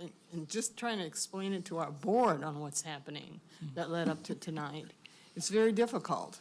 And I don't know if I'm speaking for the rest of the neighborhood associations, but it's difficult to reach out, let me tell you, because they've got other things on their mind. They've got their families. They've got the school district things. It's difficult. So, and try to get a minority report is something else, because most often, even on our board, they rely on me to try to explain to them what's going on. And if I don't do that well, then, I keep trying, but it's really difficult to communicate clearly and to engage the general neighborhood. I appreciate the concern that you're raising, Ms. Uchida. And there are some of us that are actually on neighborhood association boards. I understand. I know you're one of them, and I know Dave is another one, but I don't know about the rest of you. And over all these years, and going before a planning commission, and going before DRC, and going before council, I wonder how involved those commissioners and council members are actively involved in their neighborhood association, and how often they've gone to their board meetings. I appreciate the challenge. I'd say I just ask the board members to try to do their best. And, participation is very hard. And we're doing the reaching out, best but- we can, yeah, too. so- Mr. Hornsby? I would suggest you take a look at your current processes and see how they fit in the upcoming one that's been sitting on the table for about 3 years, and that's LU 17-0064. What are the boundary conditions? Good luck. Because it depends on where's the plant going to be situated, where are the pipes, at what elevation, and what does it affect from there? It's an octopus, to put it gently. Thank you, Mr. Hornsby. Yes. I would like to know, Commissioner Heap, what makes you think that we have not gone out and talked to our neighborhoods and our boards? You said that repeatedly, and Yeah, thank you. I guess what I'm alluding to is I like to just operate in full transparency, and I'll give you some examples. I'm involved with the neighborhood association as well as with homeowners associations, and just like we do here on the commission, when we solicit input, we like to have that opportunity, or at least we solicit the input. A lot of times, people, there's different ways. You can use nextdoor.com, you can use email, and what I've done in the past is a lot of times I'll get lots of emails, so I'll just collect it, and I'll do the same as what the chairs have done here. So I'll summarize it and say, okay, here's what I think we heard from our neighborhood association or HOA, but in the back of it, I'll also include, here's all the emails that I got. I'll put 100 emails, whatever it is, 200 emails in there, and say, if anybody wants to go through there and look at the specific comments that were received. And so I was asking, I wasn't saying that it hasn't been done, but maybe what I was encouraging is that type of documentation that can be shared with everybody. Sometimes it's very valuable. When we do surveys too, I do the same thing. When we have surveys, I like reading the responses and the summaries of them, but then going through and just looking at the raw responses and see what people said, and just going through and looking at that data. So what I was doing was trying to encourage that to be done, if possible, because I think it provides a lot of insight. Yeah. So, Commissioners, any other comments? Or I was thinking maybe we could do a motion. So motion to proceed with the hearing on April 27th, review in the purpose of reviewing and preparing the updates to the citizen involvement guidelines as they exist today, and then also asking to check in with council and get some feedback based on what we heard tonight from the chairs on forming a new commission, giving the Commission for Citizen Involvement broader powers, changing the composition of the members on the commission. So kind of having an opportunity to at least ask council if they'd like to weigh in on that, give us some feedback. Maybe their decision might be, you guys go figure that out and make a recommendation back to us, which is fine. But again, I'm a little concerned about how this is somewhat going out of scope of what I think our current authorization from council is. So I'd like to do a check-in with them. So I'll make a motion then to make a recommendation to proceed for the April 27th public hearing and do a check-in with council. Is there a second? Second. All those in favor? Aye. Seems unanimous. Then I'd like to check in with staff now. Does that sound reasonable, or is that a path forward that is workable from a staff perspective? From my perspective, it's definitely reasonable, and we are willing to accommodate whatever you feel is most appropriate, or what council feels is most appropriate. The timing on checking in with the city council, we'll have to check in. I'll have to check in with the city manager on that. Sure. But we'll do that. First thing tomorrow, I'll check in with her. Great, thank you. Right, thanks to all the chairs. Thank you. We appreciate you coming out and giving all your valuable time and input. Thank you. Thank you. Next is other business. This is item number 9.1 on our agenda, a monthly update on the state rulemaking process for House Bill 2001. And the staff coordinator is Senior Planner Olson. Public comments are not accepted. Planner Olson, would you like to give us an update?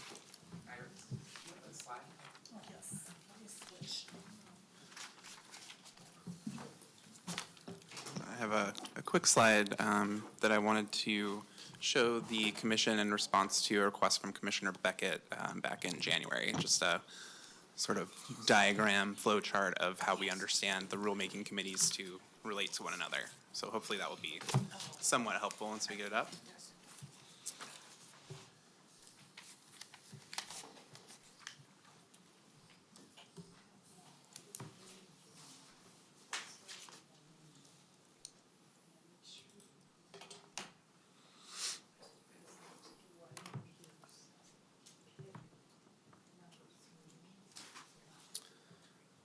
And do we have the slide? You hand me the.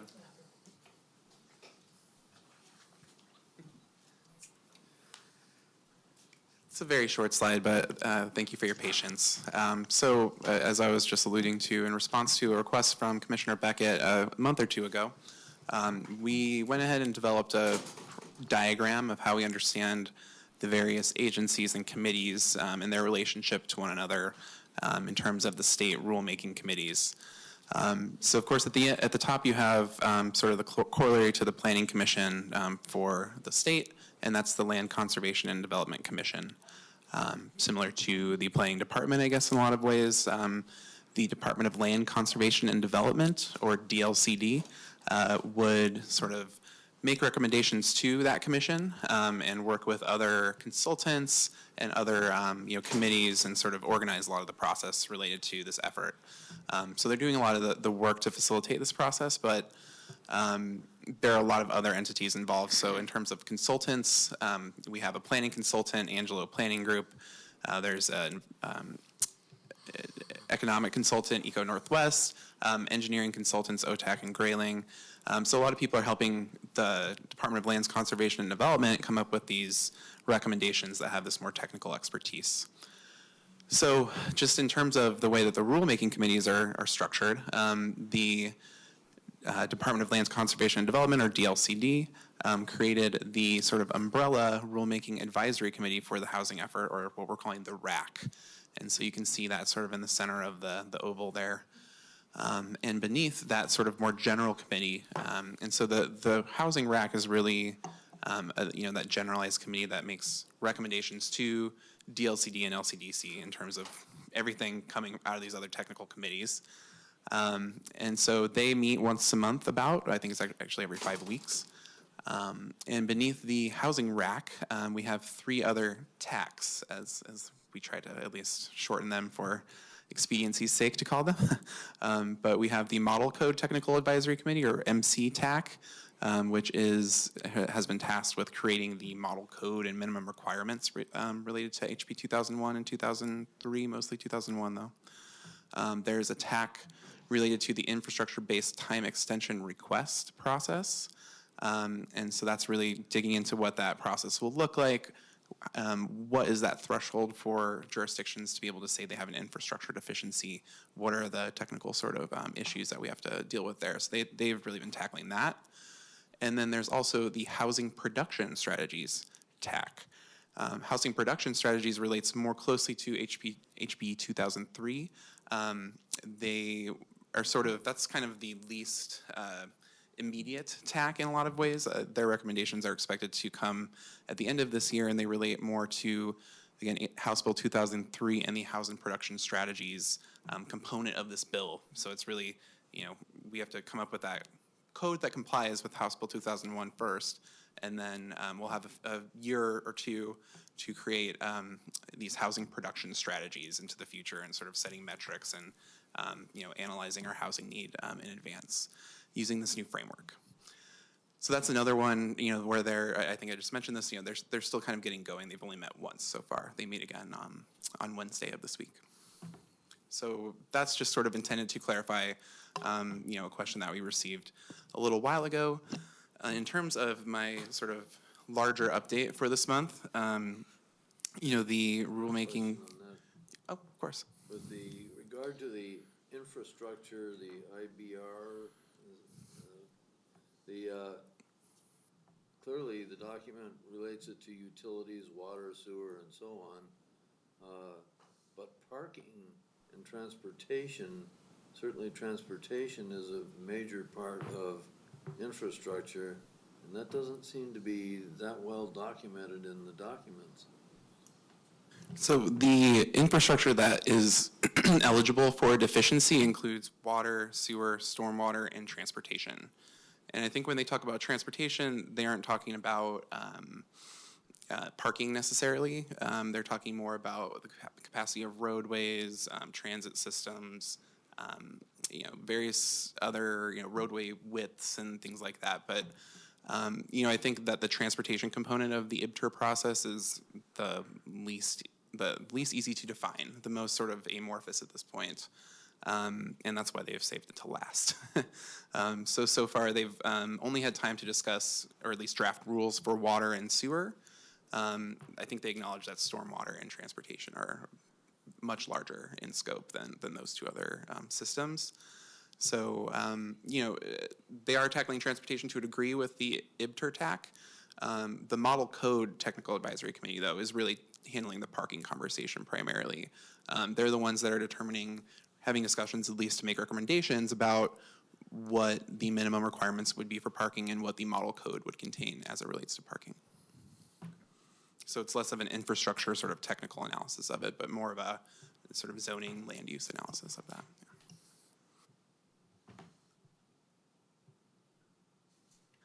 But if there are no other questions, I can just give you a really quick rundown of what went down in those committees in the last month.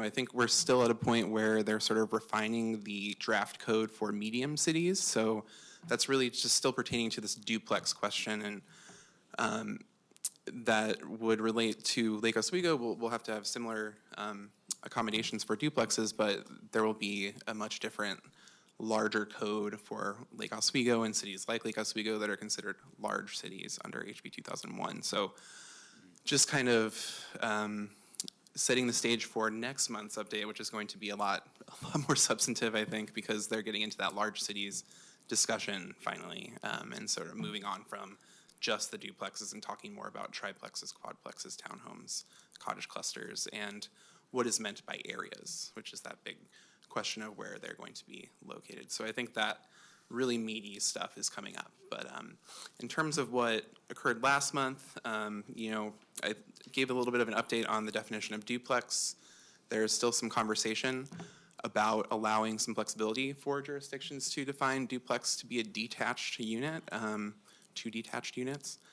I will say there were some really interesting arguments given by some planners in Bend as to why that's something that they like. So, once I heard some arguments for that, it was interesting to hear those perspectives. So, I think maybe we'll be hearing more about that in the future, but still really no recommendation or decision from the committee on that. In terms of parking. Just out of curiosity, what was their primary justification for that? Well, one thing that a lot of folks had mentioned was that there are a lot of sites with topographical constraints in Bend. There's a lot of hilliness, rocks, et cetera. And they were finding that some of the requirements, if somebody wanted to build a duplex and have that shared wall, that it was a lot better design outcome if you allowed them to be separated by 6 feet or something of that nature to accommodate sort of topographical changes and other natural features such as trees or, existing landscaping or something of that nature. So I had never even considered it in that way, but it was interesting to hear them talk about it a little bit. Are they the only jurisdiction? It sounds like they're the only ones who've had that concern. There were a few. I was surprised, but I'm not saying we should do that here. I just, it seemed sort of like a outlier kind of idea, but, I was hearing a lot of support and I hadn't really heard that before. So again, we'll see where that goes. I think at most it would allow flexibility, but it wouldn't necessarily force that down cities' throats to say that they have to do detached duplexes, because it is fairly confusing, I think, in a lot of ways. It just doesn't really, when you think of a duplex, you don't think of detached units, I think, just instinctively.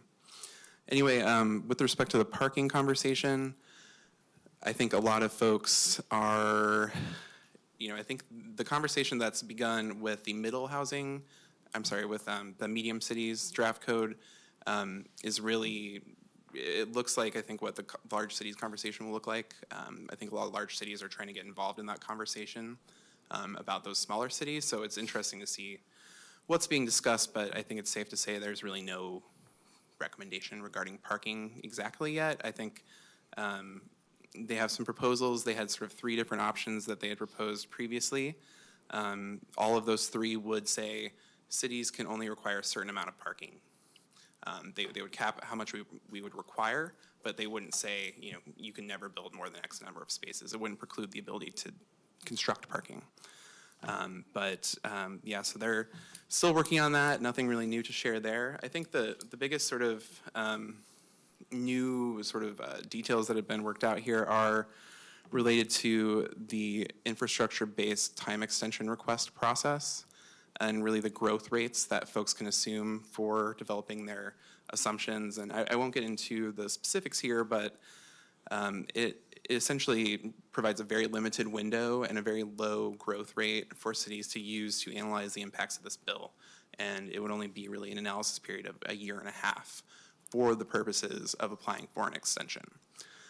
So, I think just wanted to point out that that is a real constraint, and it really would seem to make that eligible or make only cities or areas that have existing deficiencies eligible for that extension. So I think that's the general thrust of that conversation. And a few other clarifications on that infrastructure-based time extension request. They did clarify that you would not be able to get an extension based on the need for master planning alone. So it would be more infrastructure-based concerns as opposed to planning capacity concerns. And that the extensions would be 5 years in length. So you could get up to 2 extensions for a total of 10 years, but that each extension would be 5 years.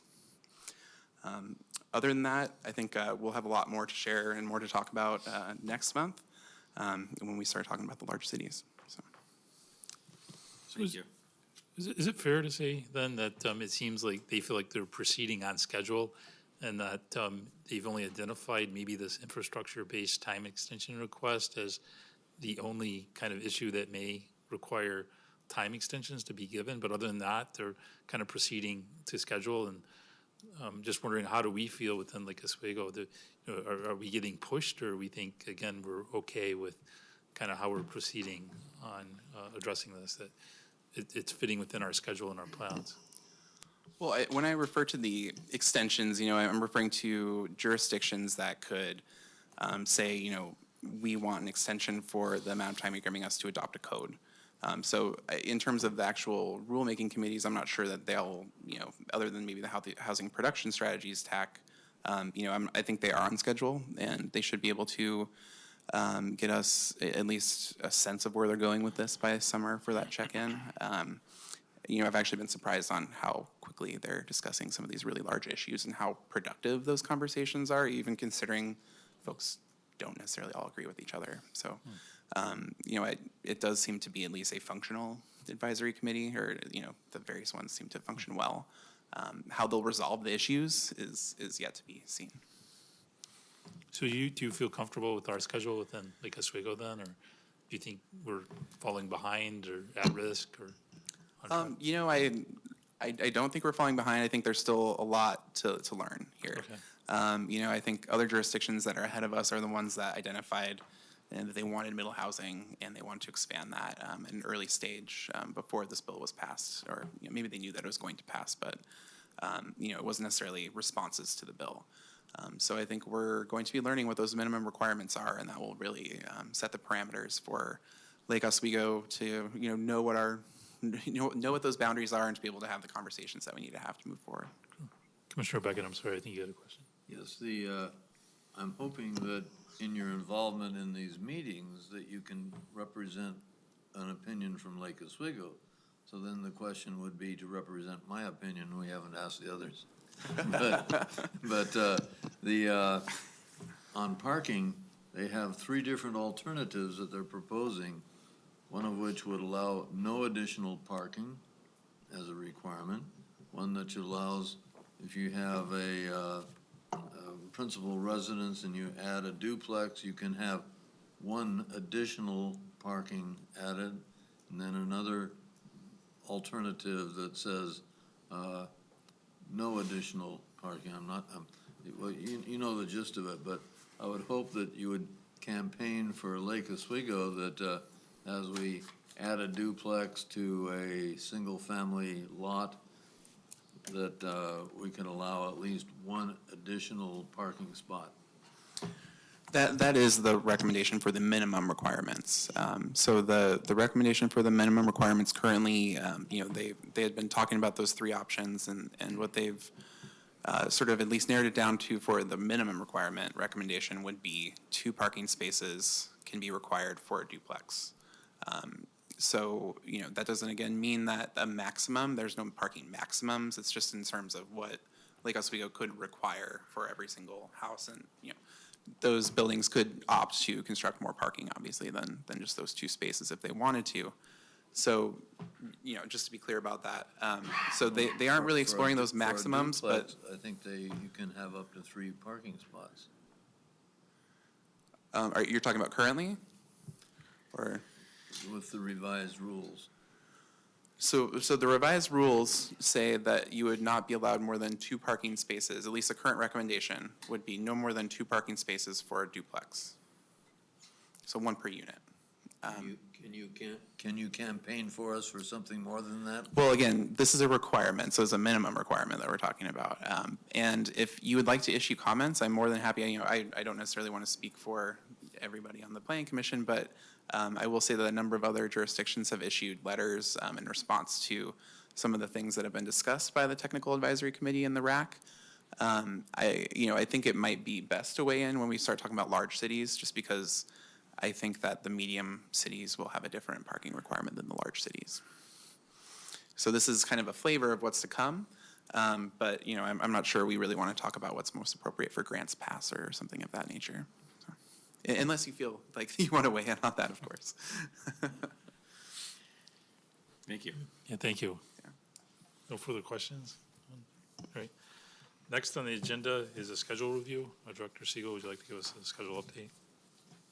Yeah, thank you, Chair. Just briefly, your regularly scheduled meeting on the 23rd is canceled. You've canceled that one.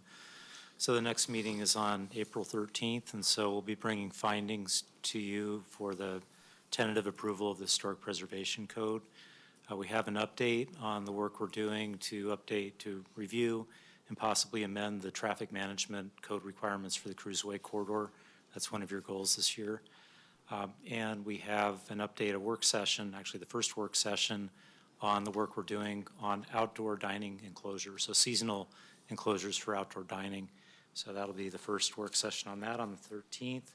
And then on the 27th, your public hearing on the citizen involvement guidelines, and the first work session on a review and update to the flood hazard overlay code, which is a mandate that has come down from the state and is a requirement that we update our flood hazard overlay to maintain, eligibility for flood insurance through FEMA. So it's a time-sensitive item that Deputy City Attorney Boone and others at City Hall are helping us with. That concludes the schedule update.